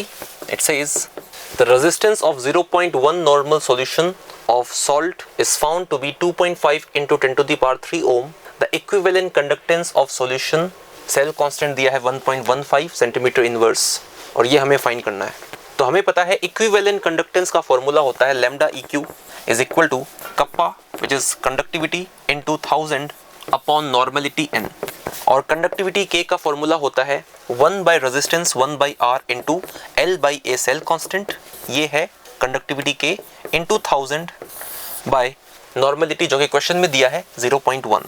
तो यहाँ पे हम सभी वैल्यूज को पुट करेंगे, तो यहाँ से मिलेगा हमें lambda EQ is equal to 1 by R, तो रेजिस्टेंस कितना दिया है 2.5 इंटू 10 टू द पावर 3, तो ये बन जाएगा 1 by 2.5 into 10 to the power 3 into L by A which is cell constant, और सेल कांस्टेंट हमें दिया है 1.15 into 1000 upon normality which is 0.1। तो यहाँ पे 1000 से 1000 cancel, and 1.15 by 2.5 this is 0.46 divided by 0.1 this is equal to 4.6। तो CGS unit में हमारा आंसर हो जाएगा 4.6। सो गिवन ऑप्शंस में the answer is option B. Next question is 71. It says which of the following complexes is a homoleptic complex? तो homoleptic complex एक ऐसा complex है जिसमें all the ligands are of same type, और जहाँ पे ligand same type के नहीं होते हैं उसे बोलते हैं heteroleptic complex। तो ऑप्शन ए में हमें दिया है COEN2 Cl2, तो इसमें En ligand भी है और Cl माइनस ligand भी है, तो यहाँ पे सभी ligand same type के नहीं है, तो ये homoleptic नहीं होगा। सिमिलरली बी में हमारे पास NH3 लिगेंड भी है और Cl माइनस भी है, तो ये भी नहीं होगा। C में भी NH3 लिगेंड है और Cl माइनस है, ये भी एक हेट्रोलेप्टिक कॉम्प्लेक्स है, होमोलेप्टिक नहीं है। और ऑप्शन डी में वी कैन सी FeCN6 4-, तो सारे के सारे लिगेंड Cn माइनस है, all the ligands are of same type, it is a homoleptic complex. तो हमारा आंसर हो जाएगा option D FeCN6 4-, D is the answer. Next question is 72. It says the geometry and magnetic behavior of the complex PtCl4 2- is. So complex है PtCl4 2-, इसमें platinum का जो oxidation number है वो है +2, और Pt2+ की जो कॉन्फ़िगरेशन है वो होती है 5d8। सो यहाँ पे 5d8 कॉन्फ़िगरेशन है और कोऑर्डिनेशन नंबर कितना है 4। तो एक चीज़ हम याद रख सकते हैं कि अगर कॉन्फ़िगरेशन है 4d8 या फिर 5d8 और कोऑर्डिनेशन नंबर अगर 4 है, तो चाहे लिगेंड कोई भी हो, whatever be the ligand, the hybridization will always be DsP2 and the geometry will be square planar। तो ये बनेगा एक स्क्वायर प्लेनर कॉम्प्लेक्स और DsP2 होगा ये, और यहाँ पे कोई अनपेयर्ड इलेक्ट्रॉन नहीं होगा, तो इट विल बी डायामैग्नेटिक। इसका मतलब कि it will be a square planar complex and magnetic behaviour will be diamagnetic. इसका मतलब कि हमारा आंसर हो जाएगा option B, square planar and diamagnetic respectively. Next question है अपने पास क्वेश्चन नंबर 73। तो क्वेश्चन नंबर 73 में आपसे एक लैंग्वेज बेस्ड क्वेश्चन है, ऑर्गेनिक कंपाउंड C3H6O, ठीक है, अपने पास एक कंपाउंड है C3H6O, ठीक, does not give precipitate with 2,4-DNP। ये 2,4-DNP के साथ रिएक्शन नहीं देता है, मतलब ये 2,4-DNP जो टेस्ट है ये नहीं देता है, ठीक है, मतलब 2,4-DNP टेस्ट नहीं देता है। इसका मतलब 2,4-DNP टेस्ट में क्या होता है कि उसमें ऑरेंज क्रिस्टल्स बनते हैं, ठीक है, तो जो रिएक्शन देगा वो ऑरेंज क्रिस्टल बनाएगा, जो नहीं देगा वो नहीं बनाएगा। कौन देता है टेस्ट? तो एल्डिहाइड देता है और मिथाइल कीटोन्स देते हैं। मतलब इतना तो पक्का है कि ये ना, तो इससे क्या पता चला, कंक्लूजन क्या निकला इससे कंक्लूजन ये पता चला कि ये ना तो एल्डिहाइड है, ना तो क्या है एल्डिहाइड है, और ना ही क्या है ये मिथाइल कीटोन है, ना ही ये क्या है मिथाइल कीटोन है। इसका मतलब इतना पक्का हो गया, यानी ये जो C3H6O है ये एल्डिहाइड नहीं हो सकता, कीटोन नहीं हो सकता, और एक ही ऑक्सीजन है, मतलब या तो ईथर होगा या तो अल्कोहल होगा। चलो इतना तो पता चल गया कि ईथर या अल्कोहल हो सकता है ना। फिर आगे बोलता है and does not give reaction with metallic sodium, और बोल रहा है कि ये मेटालिक सोडियम के साथ भी रिएक्ट नहीं करता, यानी सोडियम मेटल के साथ अगर आप रिएक्शन कराओगे तो भी रिएक्शन नहीं देगा। अब मेरे पास ऑप्शन क्या बचा था? 2 ऑप्शन बचा था। क्या क्या बचा था बताओ? एक बचा था अल्कोहल, क्योंकि इस फार्मूला से आप मॉलिक्यूलर फार्मूला से या तो अल्कोहल बनाओगे या तो ईथर बनाओगे। अब अल्कोहल और ईथर की रिस्पेक्ट में अगर आप बात करोगे तो आप क्या बोल सकते हो? अल्कोहल और ईथर के रिस्पेक्ट में अगर हम लोग बात करेंगे सर, तो अल्कोहल जो है ये टेस्ट मेटल के साथ देगा क्या? बिल्कुल देगा। लेकिन ईथर जो है वो मेटल के साथ टेस्ट देगा क्या? नहीं देगा। तो नहीं देगा, तो आपसे क्या बोला है कि जो देगा या नहीं देगा, तो आपसे बोला does not react with metallic sodium, यानी सोडियम मेटल के साथ रिएक्शन नहीं देना चाहिए। तो कौन नहीं दे रहा है? ईथर। यानी हम लोग ढूंढेंगे इसमें क्या क्या ऑप्शन दिया है। पहला एल्डिहाइड दिया है, तो एल्डिहाइड देखो, एल्डिहाइड तो होगा नहीं। कीटोन दिया है, कीटोन भी होगा नहीं। फिर क्या दिया आपके पास? अल्कोहल दिया है, अल्कोहल होगा क्या? अल्कोहल भी नहीं होगा। तो फिर कौन बचा? ईथर। देखो तो इसलिए ऑप्शन क्या हो जाएगा इसका, ऑप्शन नंबर डी जो है ये करेक्ट ऑप्शन हो जाएगा। तो ये तरीका होता है चेक करने का, आपको पहले से दिमाग में आना चाहिए कि क्या क्या हो सकता है, फिर आप ढूंढ लो।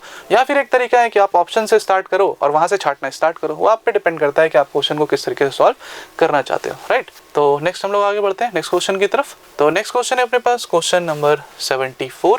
तो क्वेश्चन नंबर 74 में आपसे पूछा है what reagents would allow you to accomplish the conversion CO to CH2। ठीक है, आपको दिया है कीटोन और कीटोन से अल्केन बन गया। तो कीटोन से अल्केन बनाने के लिए क्या यूज करते हैं हम लोग, रिडक्शन कराते हैं। और कीटोन से अल्केन बनाने के लिए रिडक्शन कराने में क्या यूज करते हैं आपको पता ही होगा, हम लोगों ने क्या पढ़ा है, हम लोग पढ़ते हैं वुल्फ-किस्सन रिडक्शन, है ना, Clemmensen reduction, red phosphorus HI। उसके बाद फिर हम लोग और क्या यूज कर सकते हैं, मोजिंगो रिएक्शन यूज कर सकते हैं। तो ये सब आपको देखना है। तो आप देखोगे यहाँ पर क्या क्या है, ZnHgHCl, क्लेमेंसन दिया हुआ है, बिल्कुल सही है। NH2NH2KH, वुल्फ-किस्सन दिया हुआ है, यानी बोथ B एंड C जो है ये करेक्ट आंसर हो जाएगा। तो ये आपको रीजन पे बेस्ड क्वेश्चन था, अगर आपको याद था तो आपने तुरंत कर लिया होगा, बहुत आराम से आप ये क्वेश्चन बना सकते हो। ठीक है, चलिए आगे बढ़ते हैं हम लोग नेक्स्ट क्वेश्चन की तरफ। Next question is 75. It says when 1 mole of CrCl3.6H2O is treated with excess of AgNO3, 3 moles of AgCl are obtained. The formula of the complex is। तो हमारे पास CrCl3.6H2O इसका 1 मोल है और इसकी हमने रिएक्शन करा दी विद सिल्वर नाइट्रेट एक्सेस, और question में दिया है 3 मोल बन जाते हैं AgCl के। इसका मतलब ये है कि अगर 3 मोल AgCl बन रहे हैं, इसका मतलब इस कंपाउंड के 1 मोल में 3 मोल Cl- फ्रीली अवेलेबल है। और Cl- फ्रीली अवेलेबल तभी रहेगा जब Cl- या 3 मोल Cl- कोऑर्डिनेशन स्फीयर के बाहर होगा। इसका मतलब कि तीनों Cl- कोऑर्डिनेशन स्फीयर के बाहर होंगे, कॉम्प्लेक्स कंपाउंड का फॉर्मूला हो जाएगा CrH2O6 Cl3। This will be the formula of the complex. हमारा आंसर हो जाएगा option D. Next question is 76। It says the primary valency of iron in K4FeCN6 is। तो सेंट्रल एटम की जो oxidation number है वही होती है उसकी प्राइमरी वैलेंसी। तो हमें K4FeCN6 में निकालना है आयरन का ऑक्सीडेशन नंबर, वही है प्राइमरी वैलेंसी। इसको मान लेते हैं x and we know the sum of oxidation numbers will be equal to 0। तो यहाँ पे 4 एटम है पोटेशियम के और पोटेशियम का ऑक्सीडेशन नंबर होगा +1 क्योंकि ये है एक एल्कली मेटल। आयरन का x है, यहाँ पे हमारे पास 6 Cn- लिगेंड है और एक Cn- पे चार्ज होता है -1। This is equal to total charge 0। तो यहाँ से मिलेगा हमें x is equal to +6 - 4 which is +2। तो आयरन का ऑक्सीडेशन नंबर है +2 और वही है उसकी प्राइमरी वैलेंसी। सो हमारा आंसर हो जाएगा ऑप्शन ए 2। नेक्स्ट क्वेश्चन है अपने पास क्वेश्चन नंबर 77। तो अगर आप क्वेश्चन नंबर 77 की बात करोगे तो क्वेश्चन नंबर 77 में आपको फिर से कंपाउंड दिया है जो है C3H8O। ठीक है, C3H8O मुझे नहीं पता क्या है, अभी आगे पढ़ते हैं देखते हैं क्या होगा, है ना, ऐसे ही सोचना है अपने को। तो treated with acidified potassium dichromate, इसका रिएक्शन कराया गया एसिडिफाइड पोटेशियम डाइक्रोमेट यानी K2Cr2O7H+। अगर हम लोग K2Cr2O7H+ डाल रहे हैं, इसके साथ रिएक्शन कराया गया है, तो बोला जा रहा है कि एक प्रोडक्ट बना है B, और ये जो B बना है ये बन गया फॉर्मूला C3H6O। क्या बन गया, C3H6O, यानी ऑक्सीडेशन कराता हुआ मुझे दिखता है कि अगर C3H8O है तो इससे H6 आ गया, यानी 2 हाइड्रोजन का लॉस हुआ है, यानी removal of hydrogen. Removal of hydrogen हुआ है, इसका मतलब क्या हुआ है, ऑक्सीडेशन हुआ है। यानी ऐसा हो सकता है कि अल्कोहल से आपके पास एल्डिहाइड या कीटोन बन रहा होगा, यानी एल्डिहाइड और कीटोन पे डिपेंड कर सकता है कि एल्डिहाइड भी हो सकता है, कीटोन भी हो सकता है। तो यहाँ 1 डिग्री या 2 डिग्री बन रहा होगा। चलो ठीक है, आगे देखते हैं। फिर बोल रहा है कि जो बी बना है वो forms a silver mirror on warming with, अच्छा मतलब टॉलेंस यूज किया है ना, टॉलेंस यूज किया। तो अगर ये टॉलेंस रिएजेंट यूज किया है तो बताओ क्या होगा, ये सिल्वर मिरर टेस्ट देगा, और ये सिल्वर मिरर टेस्ट दे रहा है, इसका मतलब पक्का है ये जो बी है ये एल्डिहाइड, ये क्या है, एल्डिहाइड है। अब सवाल ये उठता है कि ये जो एल्डिहाइड है ये कैसे बना होगा। तो जब ये कैसा होगा बताओ, ये अल्कोहल कितना होगा, 1 डिग्री होगा। तो 1 डिग्री कब होगा, जब आप क्या लोगे, जब आप लोगे CH3 CH2 CH2OH, तभी तो 1 डिग्री होगा। आप यहाँ लेते तो 2 डिग्री हो जाता। तो यही C3H8O है, देखो 3 2 5 2 7 1 8 C3H8O, और इसको जस्टिफाई कर रहे हैं कि इससे आपने क्या किया, ऑक्सीडेशन कराया, तो ये कन्वर्ट हो जाएगा CH3 CH2 C+OH में। बिल्कुल सही बात है ना। फिर क्या बोल रहा है कि उसका रिएक्शन कराया गया इससे NH2CONH से, है ना, NH2CONH से, यानी सेमी कार्बाजीन से रिएक्शन कराया गया बेसिकली। NH2CO और फिर क्या है आपके पास NH और NH2 है, और HCl का मतलब मीडियम एसिडिक रखा है। है ना। तो बोल रहा है कि आपके पास जो प्रोडक्ट है वो C बन जाएगा, ठीक है, प्रोडक्ट C बन जाएगा। एंड सोडियम एसीटेट जो है वो साथ में हम लोग यूज़ करते हैं उसके, और कुछ नहीं है। तो बताओ आप यहाँ से जो रिएक्शन कराओगे तो आप क्या होगा, ये वाला लोन पेयर भी है, ये वाला भी लोन पेयर है, और ये भी लोन पेयर है कि नहीं। लेकिन ये दोनों लोन पेयर किस में जा रहा है, कॉन्जुगेशन में। तो रिएक्शन यहाँ से होगा इसीलिए। तो यहाँ से क्या निकल जाएगा, H2, और यहाँ से कौन निकल जाएगा, O। अभी जस्ट हम लोगों ने देखा इस टाइप का क्वेश्चन। तो यहाँ से क्या बन जाएगा, CH3 CH2 C double bond, कौन जुड़ेगा, यहाँ से जोड़ना स्टार्ट करेंगे, N से कौन जुड़ा हुआ है, NH से कौन जुड़ा हुआ है, C डबल बॉन्ड O, और कौन जुड़ा हुआ है, NH2, और इधर कौन हो जाएगा आपके पास, C डबल बॉन्ड O हो गया। बचा कौन, बताओ, एक हाइड्रोजन है तो एक हाइड्रोजन लिख दिया। तो आपको ये आंसर ढूंढना है, यही आंसर आपका क्या है, हो जाएगा C। तो अगर ये आपको ढूंढना है तो आप ढूंढो, स्टार्ट करते हैं। CH3 है, फिर क्या है आपके पास, CH2 है, CH3 है, CH2 है, CH3 है, CH2 है यहाँ पे, और उसके बाद CH2 के बाद क्या है, फिर CH है, CH के बाद फिर क्या है, डबल बॉन्ड, फिर उसके बाद क्या है, N है, N के बाद क्या है, NH है, NH के बाद क्या है, CONH2 है। तो यहाँ पर क्या हो जाएगा आपका ऑप्शन ए जो है ये करेक्ट आंसर हो जाएगा, ठीक है। देख लो मैच कर रहा है, CH3 CH2 CH3 CH2, फिर CH है, देन डबल बॉन्ड N, फिर आपके पास NH, देखो NH, फिर CONH2, फिर क्या है, CONH2। तो ये जो आपका ऑप्शन जो है ए जो है ये करेक्ट आंसर हो जाएगा, राइट। चलिए हम लोग आगे देखते हैं। नेक्स्ट क्वेश्चन है अपने पास, क्वेश्चन नंबर 78। तो क्वेश्चन नंबर 78 में आपसे पूछा है which of the following reaction gives 3 degree alcohol. तो आपसे पूछा 3 डिग्री अल्कोहल कौन देगा, देख लेते हैं। तो इसमें अगर आपके पास दिया हुआ है एल्डिहाइड है, तो एल्डिहाइड है और गिग्नार्ड एजेंट यूज़ किया है, तो गिग्नार्ड एजेंट यूज़ किया है तो क्या होगा, यहाँ से ये मिथाइल इस पर अटैक करेगा, ये ऊपर आ जाएगा। तो यहाँ से क्या बन जाएगा आपके पास, इस तरीके से O पे माइनस, इधर कौन है H, और नीचे से कौन जुड़ गया Me, और यहाँ कौन है MgBr। अब इसका क्या कराया, सेकेंड स्टेप हाइड्रोलिसिस। तो हाइड्रोलिसिस कराएंगे तो क्या होगा, एक तो पता होता है आपको, अगर याद है तो आप तो बहुत आसानी से कर सकते हो कि आपको पता होगा कि एल्डिहाइड से जो होता है वो 2 डिग्री अल्कोहल मिलता है। तो आपको पता होना चाहिए 2 डिग्री अल्कोहल, तो आप यहीं पे छाट सकते हो। आप आसानी से क्वेश्चन पहले ही कर सकते थे कि डायरेक्टली आप बोल सकते थे कि अच्छा हम लोग क्लास में इतना क्वेश्चन कर लेते हैं कि आपको आइडिया रहता है, और बार बार बोला भी जाता है कि एल्डिहाइड होगा तो उससे क्या मिलेगा, 2 डिग्री अल्कोहल, एक्सेप्ट फॉर्मल्डिहाइड, उससे 1 डिग्री अल्कोहल मिलता है। उसी में अगर हम लोग नेक्स्ट ऑप्शन देखेंगे तो CH3CN। तो अगर CH3CN में हम लोग देखेंगे तो CH3CN का मतलब क्या है, CH3C ट्रिपल बॉन्ड N। तो इस पे अगर आप ग्रिग्नार्ड डालोगे जो कि क्या है अपने पास CH3 MgBr, तो क्या होगा, ये CH3 माइनस जो है ये क्या अटैक करेगा, इस पर अटैक करेगा, ये इधर खुल जाएगा। तो क्या बन जाएगा, CH3C CH3 double bond N MgBr। और अगर आप इसका हाइड्रोलिसिस करा दोगे तो इसके हाइड्रोलिसिस से क्या हो जाएगा, बताओ, ये कीटोन में कन्वर्ट हो जाएगा। किस में कन्वर्ट हो जाएगा, कीटोन में कन्वर्ट हो जाएगा। यहाँ से तोड़ देंगे, मोर इलेक्ट्रोनेगेटिव से लेस इलेक्ट्रोनेगेटिव, लेस इलेक्ट्रोनेगेटिव से मोर इलेक्ट्रोनेगेटिव। तो कीटोन थोड़ी ना चाहिए था आपको तो 2 डिग्री अल्कोहल चाहिए था। तो ये पहले से ही आपको दिख रहा है कि ऑप्शन नंबर 3 जो है ये RC डबल बॉन्ड OL वाला है। तो अगर इस तरह का होता है तो उसमें हम लोग क्या बोलते हैं कि उससे 3 डिग्री अल्कोहल मिलता है। क्लास में हम लोगों ने इस तरह से बहुत बार डिस्कशन किया है कि क्वेश्चंस को डायरेक्ट कैसे करना होता है, टाइम कैसे बचाना होता है। लेकिन मैं आपको समझाने के लिए मैं आपको पूरा डिस्कशन कर रहा हूँ कि क्या हो सकता है। तो अगर एक्सेस में दिया है मतलब CH3 MgBr भर के, तो ये क्या होगा, पहले स्टेप में ये इस पर अटैक करेगा, ये खुल जाएगा, और जब ये अटैक करेगा तो इस पे O पे क्या आ गया, माइनस, और इधर कौन जुड़ गया, CH3, और इधर O है आपके पास। अब ये O माइनस वापस आएगा, क्यों वापस आएगा, क्योंकि यहाँ लिविंग ग्रुप है, तो ये लिविंग ग्रुप की तरह यहाँ से बाहर निकल जाएगा। तो यहाँ डबल बॉन्ड O फिर से बन जाएगा, और ये यहाँ पर कौन आ गया, CH3, और बाहर ये O माइनस के फॉर्म में इस तरह से निकल गया, ठीक है। अब इस पे फिर से कौन अटैक करेगा, CH3 MgBr, क्यों, क्योंकि एक्सेस में। तो फिर से ये एज अ न्यूक्लियोफाइल इस पे अटैक करेगा, ये ऊपर आ जाएगा। तो यहाँ से क्या हो जाएगा, O पे माइनस, नीचे से कौन जुड़ गया, CH3, इधर से भी कौन जुड़ा, CH3, है ना। और यहाँ पर आप आओ तो MgBr दिखा सकते हो। अब क्या कराएंगे, हाइड्रोलिसिस, H+H2O। तो H+H2O करेंगे तो क्या बन जाएगा बताओ, इस O माइनस को H+ मिल जाएगा, तो यहाँ आ जाएगा OH, और इधर है CH3, और इधर है CH3। तो यहाँ पर क्या बन जाएगा आपके पास, ये देखो कितना डिग्री अल्कोहल बन गया, 3 डिग्री अल्कोहल। तो ये तो चाहिए था 3 डिग्री अल्कोहल। तो आप क्या बोलोगे, यहाँ से आंसर क्या आ जाएगा, 3 डिग्री अल्कोहल। तो ऑप्शन नंबर C जो है ये अपना करेक्ट आंसर हो जाएगा, ठीक है। तो आप इसको ध्यान में भी रख सकते हो कि एल्डिहाइड से आपको कर रहे हो तो 2 डिग्री अल्कोहल मिलेगा, कीटोन लोगे तो 3 डिग्री अल्कोहल मिलेगा, और इस तरीके से RC double bond O L लोगे लिविंग ग्रुप, ध्यान रहे वहाँ पर OH-NH2 नहीं होना चाहिए क्योंकि वो एसिड बेस रिएक्शन कर लेगा। तो अगर है जैसे क्लोरीन है, ब्रोमीन है, OR है, OPH है, OC डबल बॉन्ड OR है, तो इन सब केस में अगर आप ग्रिग्नार्ड यूज़ करते हो तो फिर वैसे केस में आपके पास 3 डिग्री अल्कोहल मिलता है। तो अगर आपको ये दिमाग में रहता है, क्वेश्चन करते करते आपको याद हो जाती है चीज़ें, तो आप क्वेश्चन फटाक से कर सकते हो और ऑप्शन डायरेक्ट ही बता सकते थे, सेकंड में आपका क्वेश्चन खत्म हो जाता। हालांकि मैंने एक्सप्लेन किया हर एक चीज़ को कैसे होगा। लास्ट ऑप्शन भी अगर आप चाहो तो मैं बता सकता हूँ, सिंपल है, CH3 है, CH है, और CH2 है, और O है।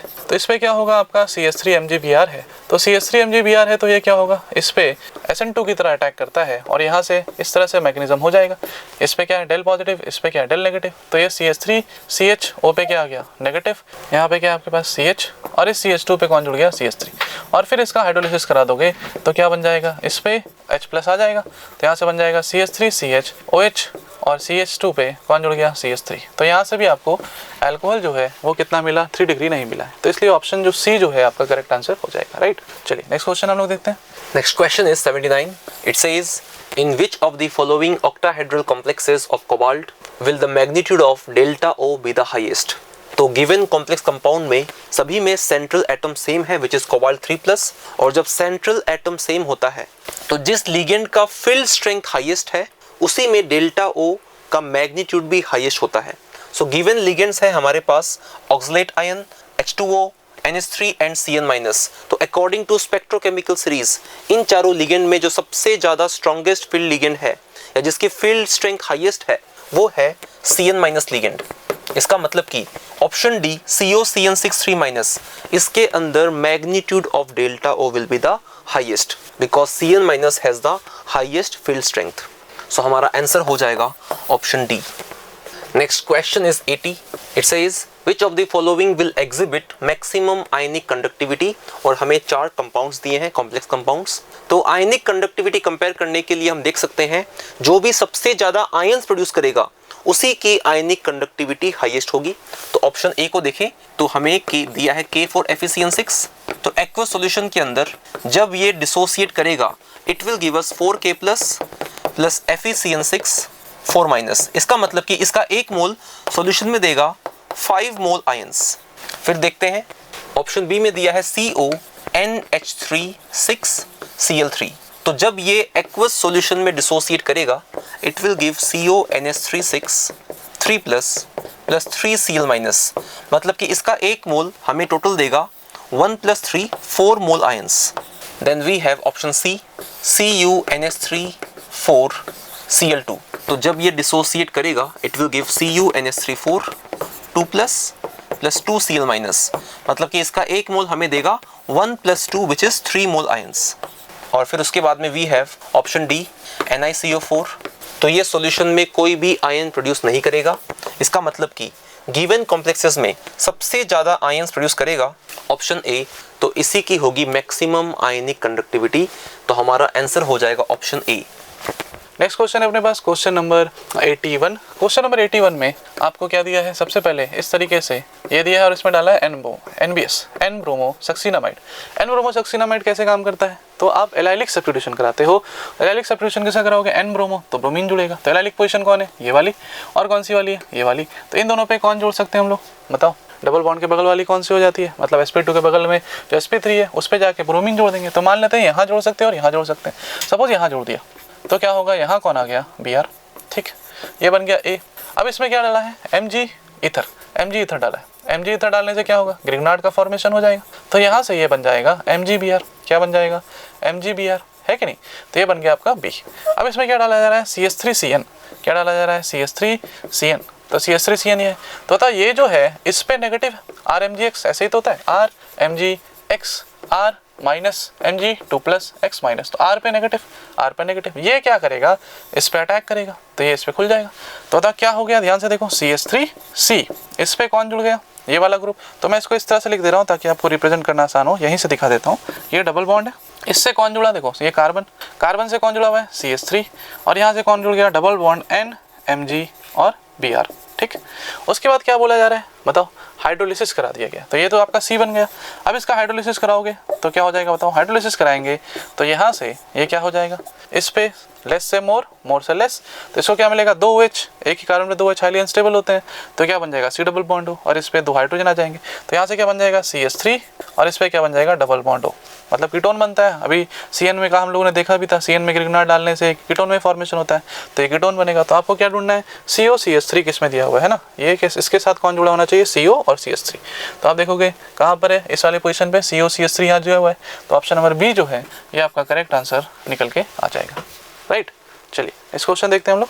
नेक्स्ट क्वेश्चन में आपसे पूछा है which of the following reaction do not yield cyclohexanone as major product.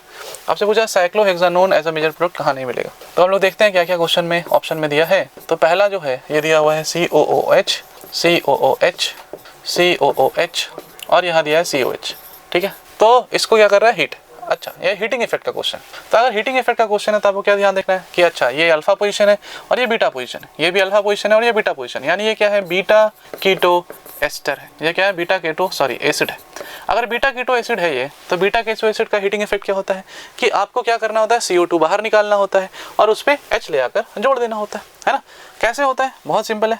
अगर आप बीटा कीटो एसिड देखते हो, जैसे मैं सपोज आपको समझाने के लिए बताता हूँ, जैसे ये CH3 आपके पास C डबल बॉन्ड O है, CH3 C double bond O है और यहाँ पे क्या है आपके पास CH2 और फिर यहाँ क्या है आपके पास C और डबल बॉन्ड O और OH।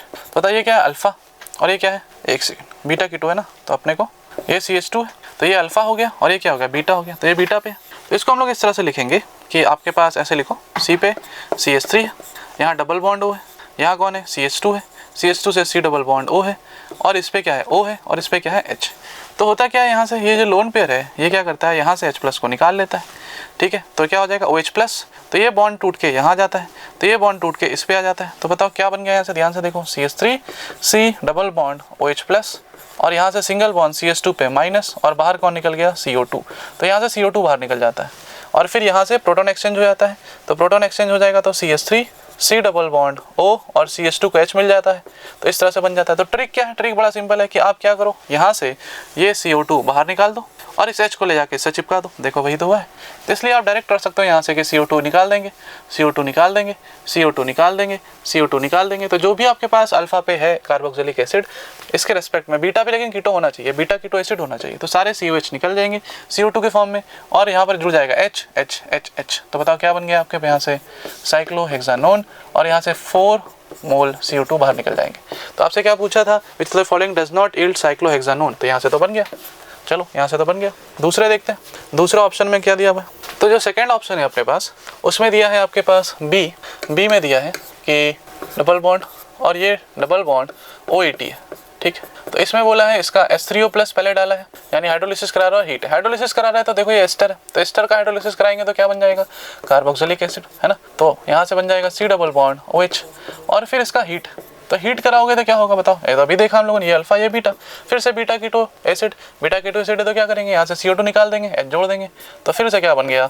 साइक्लोहेक्सानोन। तो यहाँ से भी बन गया, मतलब ये भी सही है। उसके बाद फिर आपके पास नेक्स्ट जो है C है, इसमें आपके पास दिया हुआ है double bond O, double bond CH3। इसमें सबसे पहला रिएजेंट डाला है NaOI। NaOI का काम क्या है बताओ, ये क्या है, अल्फा हाइड्रोजन है 3, तो ये हेलो फॉर्म टेस्ट देगा, हेलो फॉर्म टेस्ट देगा तो ये क्या होता था, यहाँ से O माइनस Na प्लस आ जाएगा, acid plus salt plus CHI3 मिलता है, तो यहाँ से CHI3 निकल जाएगा और इस पे जाके कौन जुड़ जाएगा, ये बन जाएगा। हेलो फॉर्म टेस्ट से क्या बनता है, यहाँ से इस तरह से O माइनस Na प्लस आ जाएगा है ना, और प्लस CHI3 बाहर निकल जाएगा। ठीक, अब यही जो है आपके पास। उसके बाद नेक्स्ट क्या दिया है, देखो नेक्स्ट दिया है H प्लस, तो इसको H प्लस दिया, H प्लस दिया तो ये फिर से क्या बन जाएगा बताओ, मीडियम एसिडिक हो गया, मीडियम एसिडिक हो गया तो C डबल बॉन्ड OH बन गया यहाँ पे। अब क्या होगा, फिर से हीट किया है तो फिर वही हो गया, देखो ये अल्फा ये बीटा, तो बीटा कीटो एसिड, तो फिर से CO2 निकाल देंगे, H जोड़ देंगे, तो यहाँ से क्या हो जाएगा, फिर से बन जाएगा साइक्लोहेक्सानोन, यानी C से भी बन जाएगा। तो इतना तो पक्का हो गया कि ऑप्शन नंबर D जो है ये करेक्ट आंसर आपका निकल के आ जाएगा। कोई दिन तो हुआ ही नहीं, लेकिन फिर भी देख लेते हैं। तो अगर नेक्स्ट हम लोग देखेंगे तो इसमें क्या देखेंगे, कहाँ कहाँ COH, यहाँ COH, यहाँ COH, यहाँ COH और यहाँ COH। ठीक है, तो आप क्या बोलोगे कि अगर यहाँ है तो इसको हीट कर रहे हैं तो ये क्या है अल्फा, ये क्या है बीटा, ये क्या है अल्फा ये बीटा, लेकिन इसके रेस्पेक्ट में बीटा पे डबल बॉन्ड हो कीटो ग्रुप नहीं है, इसके रेस्पेक्ट में ये अल्फा ये बीटा ये गामा पे है, मतलब ये रिएक्शन में पार्टिसिपेट नहीं करेगा, ये रिएक्शन में पार्टिसिपेट नहीं करेगा, यानी ये दोनों करेंगे। तो ये दोनों करेंगे तो CO2 निकल जाएगा, CO2 निकल जाएगा, तो फिर यहाँ से जो बनेगा प्रोडक्ट वो क्या बन जाएगा आपका, ये यहाँ कौन जुड़ा H, यहाँ कौन जुड़ा H, लेकिन यहाँ जो COH है ये तो रिएक्शन में पार्टिसिपेट किया ही नहीं, क्योंकि हीटिंग इफेक्ट में काम पार्टिसिपेट किया ही नहीं, इसलिए इसका आंसर ये हो जाएगा। तो ये साइक्लोहेक्सानोन नहीं बनाया, तो आपसे पूछा था कौन नहीं बनाएगा, यही नहीं बनाया, इसलिए ऑप्शन नंबर D जो है इसका करेक्ट आंसर हो जाएगा। राइट, चलिए नेक्स्ट क्वेश्चन हम लोग देखते हैं। Next question is 83. It says the complex CrH2O4 Br2Cl gives the test for. तो इस कॉम्प्लेक्स को जब हम एक्वस सॉल्यूशन में लेंगे तो ये कुछ इस तरीके से करेगा dissociate. It will give CrH2O4 Br2 plus Cl minus। इसका मतलब कि सॉल्यूशन के अंदर सिर्फ Cl माइनस आयन है जो फ्रीली अवेलेबल है, जबकि क्रोमियम 3+ सेंट्रल एटम या फिर Br- ये फ्रीली अवेलेबल नहीं है, तो ये इनका टेस्ट शो नहीं करेगा, ये सिर्फ और सिर्फ Cl- का टेस्ट शो करेगा। तो हमारा आंसर हो जाएगा ऑप्शन बी, Cl-, सिर्फ और सिर्फ Cl- का टेस्ट शो करेगा। B is the answer. Next question is 84. It says if the crystal field splitting energy for octahedral complexes is delta O and for tetrahedral complexes it is delta T, the two are related as. So delta O और delta T इनके बीच में relation हमें याद रखना है। delta T होता है approximately 4/9 times of delta O. So delta T की जो वैल्यू है वो delta O से काफ़ी कम होती है। This is the relation और हमारा आंसर हो जाएगा option A. Next question is 85। इसमें हमें 5 लिगेंड्स दिए हैं एंड पूछा है the total number of ligands which are ambidentate in nature is. तो एम्बिडेंटेट लिगेंड एक ऐसा लिगेंड है जिसमें सेम लिगेंड के अंदर डोनर एटम चेंज हो सकता है। जैसे for example cyanide ligand Cn-, इसमें कार्बन भी लोन पेयर डोनेट कर सकता है और नाइट्रोजन भी लोन पेयर डोनेट कर सकता है। तो इस वजह से ये है एक एम्बिडेंटेट लिगेंड।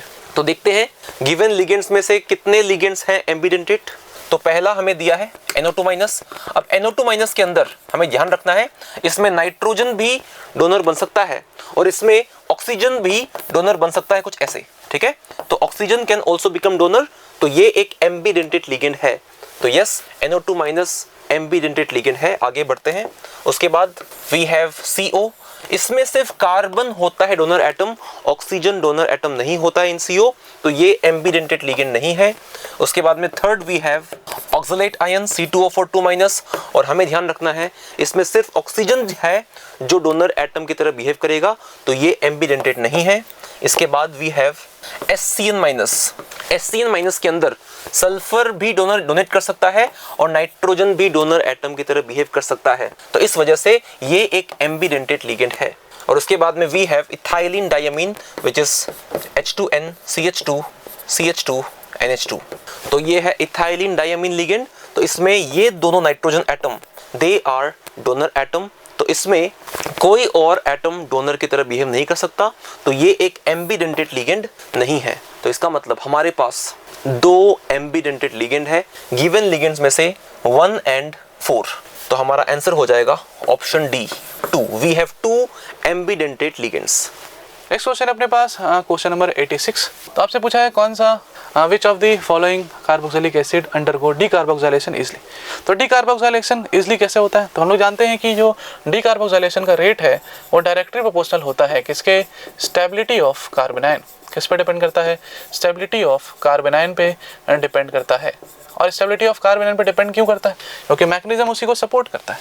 क्योंकि अगर आपके पास RC डबल बॉन्ड OH है तो डीकार्बोक्सिलेशन में ये निकल गया, तो यहाँ से जो बनता है ये क्या बनता है, R- सोडा लाइम प्रोसेस के थ्रू। तो R- की स्टेबिलिटी आपको चेक करनी होती है, सिंपल ऐसे ही चेक किया जाता है। तो आपको 4 ऑप्शन दिए, आपको चेक करने थे। जैसे ऑप्शन नंबर ए में अगर हम लोग देखेंगे तो आप बोलोगे C6H5 C double bond O और COH निकल गया तो CH2 पे क्या आ गया, माइनस। तो ये कॉन्जुगेशन में जा रहा है जिसकी वजह से इसकी स्टेबिलिटी अच्छी खासी होगी। दूसरे वाले केस में अगर आप देखोगे तो आपके पास CO है तो इस पे नेगेटिव आ जाएगा। तो बताओ ये तो हाईली स्टेबल तो बिल्कुल भी नहीं होगा, है ना। C डबल बॉन्ड O है, फिर C डबल बॉन्ड O है और यहाँ से COH है। तो अगर आप ये इसको हटा रहे हो इस पार्ट को और इस पे नेगेटिव लेके आ रहे हो तो बताओ दिक्कत तो है। तो ये तो उतना स्टेबल होगा नहीं, मतलब B तो नहीं हो सकता।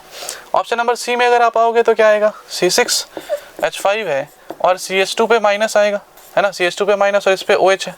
तो चलो ये क्या है, थोड़ा विड्रॉइंग ग्रुप है तो माइनस आई लगाएगा, लेकिन यहाँ तो रेजोनेंस हो रहा था। उसी तरह से इससे लास्ट वाले में कौन है, OH की जगह पर NH2 है तो ये माइनस आई लगाएगा और एक साइड रेजोनेंस होगा, लेकिन इसमें तो रेजोनेंस ज़्यादा है। ज़्यादा रेजोनेंस होगा तो स्टेबिलिटी भी क्या होगी, ज़्यादा होगी। इसलिए सबसे ज़्यादा डीकार्बोक्सिलेशन किस में होगा, ए में। इसलिए करेक्ट ऑप्शन जो है, ऑप्शन नंबर ए जो है आपका करेक्ट आंसर हो जाएगा, राइट। चलिए लास्ट हम लोग देखते हैं इसमें 87। तो अगर हम लोग 87 देखें तो इसमें आपसे पूछा है what is the major product for the following reaction. Major product पूछा है, ठीक है। आपको ये दिया हुआ है double bond O double bond O और कुछ इस तरीके से दिया, एक सिमेट्रिकल है, ठीक है। इसमें क्या डाल दिया आपके पास, अल्कोहल H3O+, अल्कोहल दिया है। कौन सा अल्कोहल लिया है, CH3 CH2OH, ठीक है। तो ये क्या करेगा आपके पास H3O+ के साथ किया, ठीक है। तो ये बड़ा सिंपल सा रिएक्शन है आपके पास एनहाइड्रेट दिया है और रिएक्शन कराना है, तो मैकेनिज्म कैसे होगा कि आपके पास मीडियम जो है वो कैसा H+H2O मतलब कैसा एसिडिक है। अगर मीडियम एसिडिक है तो रिएक्शन का जो मैकेनिज्म होता है, अगर आप डायरेक्ट लिखना चाहो तो आप इसे ट्रिक से लगा सकते हो कि ये लिविंग ग्रुप है, तो लिविंग ग्रुप निकाल देंगे, और लिविंग ग्रुप निकाल देंगे तो क्या होगा, ये जो है ये एज अ न्यूक्लियोफाइल इस पर जोड़ देंगे, तो आपका आंसर डायरेक्ट हो जाएगा। यहाँ से कौन जुड़ जाएगा, OCH2CH3, जो कि डोनेट करने के बाद H+ निकाल देगा, तो यहाँ से जाएगा OCH2 और CH3, तो आपका आंसर कंप्लीट हो जाएगा यहीं पे। तो आप इसका आंसर ढूंढ के आंसर टिक कर सकते हो। जैसे अगर मैं ढूंढूँ तो यहाँ से ऑप्शन कौन सा दिख रहा है, ऑप्शन नंबर सी जो है ये करेक्ट आंसर हो जाएगा। तो ये आपको तब आता है आइडिया जब आप बहुत सारे क्वेश्चंस कर रखे होते हो और आपको ध्यान से क्लास में सुनते होगे सर क्या बता रहे हैं, तो आप डायरेक्ट बना सकते हो कि लिविंग ग्रुप हटाया, न्यूक्लियोफाइल जोड़ दिया, क्वेश्चन खत्म हो गया। Next question is 88। तो इसमें हमें दो स्टेटमेंट्स दिए हैं। स्टेटमेंट 1 है charge on the complex of ferric ion with EDTA is -1। तो फेरिक आयन होता है Fe3+ और EDTA लिगेंड पे चार्ज होता है -4। तो ये हमें ध्यान रखना है। तो जब ये बनाएंगे कॉम्प्लेक्स तो ये बनेगा Fe EDTA और इस कॉम्प्लेक्स के ऊपर चार्ज कितना हो जाएगा, +3 and -4 विच इज -1। तो yes it will have -1 charge. इसका मतलब कि स्टेटमेंट 1 जो है वो करेक्ट है। Statement 1 is correct. स्टेटमेंट 2 में दिया है EDTA is a bidentate ligand. ये एक इनकरेक्ट स्टेटमेंट है। EDTA होता है एक हेक्साडेंटेट लिगेंड, ये हमें याद रखना है। So statement 2 is incorrect and only statement 1 is correct. इसका मतलब गिवन ऑप्शंस में हमारा आंसर हो जाएगा option B, only statement 1 is correct. Next question is 89। इसमें हमें कॉलम 1 में दिया है coordination number and type of hybridization और उसे हमें मैच करना है with the geometry given in column 2। तो सबसे पहले ए में दिया है कोऑर्डिनेशन नंबर 4 एंड sp3 और हमें याद रखना है कि sp3 and coordination number 4 is tetrahedral geometry. इसका मतलब A मैचेस विद 3। उसके बाद बी में दिया है 4 एंड dsp2 और dsp2 में होता है square planar geometry. This we have to remember. इसका मतलब कि B मैचेस विद 4। इसके बाद में C coordination number 5 and sp3d ये होता है ट्राइगोनल बाइपिरामिडल या TBP ज्योमेट्री। इसका मतलब कि C मैचेस विद 1। एंड फिर D में दिया है हमें कोऑर्डिनेशन नंबर 6 d2sp3। इसमें ज्योमेट्री होती है वी ऑल नो ऑक्टाहेड्रल। इसका मतलब कि D matches with 2। So A3 B4 C1 D2 ये हमें दिया है इन ऑप्शन C। इसका मतलब कि C is our answer. Next question is 90। It says which of the following pair represents linkage isomers. तो वो coordination compound linkage isomerism show करता है जिसमें प्रेजेंट होता है एम्बीडेंटेट लिगेंड और वो लिगेंड अपना डोनर एटम चेंज करता है इन डिफरेंट कॉम्प्लेक्सेस, तो शो करते हैं लिंकेज आइसोमरिज्म। तो ऑप्शन ए को देखते हैं। ऑप्शन ए में वी कैन सी यहाँ पे हमारे पास लिगेंड है NCS- जो कि एक एम्बीडेंटेट लिगेंड है।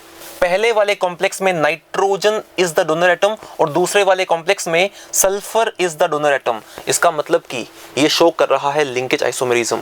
तो ए इज द करेक्ट आंसर। हमारा आंसर हो जाएगा ए। बाकी ऑप्शंस भी चेक कर लेते हैं। जैसे ऑप्शन बी है तो ऑप्शन बी में वी कैन सी हमने लिगेंड नाइट्रेट और काउंटर आयन सल्फेट इनको एक्सचेंज किया है इन बोथ दिस कॉम्प्लेक्सेस। तो ये शो करेगा हमें आयनाइजेशन आइसोमरिज्म, क्योंकि ये देगा सॉल्यूशन के अंदर सल्फेट आयन और ये देगा हमें नाइट्रेट आयन। तो ये शो करेंगे ionization isomerism, linkage isomerism show नहीं करेंगे। सो बी हमारा करेक्ट आंसर नहीं होगा। इसके बाद में ऑप्शन सी चेक करते हैं। इसमें भी हमने लिगेंड Cl- और काउंटर आयन Br- इनको इंटरचेंज किया है, तो C भी शो करेगा आयनाइजेशन आइसोमरिज्म। तो C भी हमारा करेक्ट आंसर नहीं होगा। और फिर ऑप्शन डी में हमें दिया है एक कॉम्प्लेक्स कंपाउंड जिसमें कैटायनिक पार्ट और एनायनिक पार्ट दोनों ही कॉम्प्लेक्स है। तो इसमें हमने क्या इंटरचेंज किया है, हमने सेंट्रल एटम और लिगेंड्स को ही इंटरचेंज कर दिया है और ये वाले कॉम्प्लेक्सेस शो कर रहे हैं कोऑर्डिनेशन आइसोमरिज्म। तो ये लिंकेज आइसोमरिज्म नहीं है, तो ये भी हमारा आंसर नहीं होगा। हमारा आंसर हो जाएगा ऑप्शन ए। आई होप आपका एग्जाम अच्छा गया होगा और आपने अच्छा परफॉर्म किया होगा। तो मिलते हैं नेक्स्ट NTS में, तब तक के लिए ऑल द वेरी बेस्ट।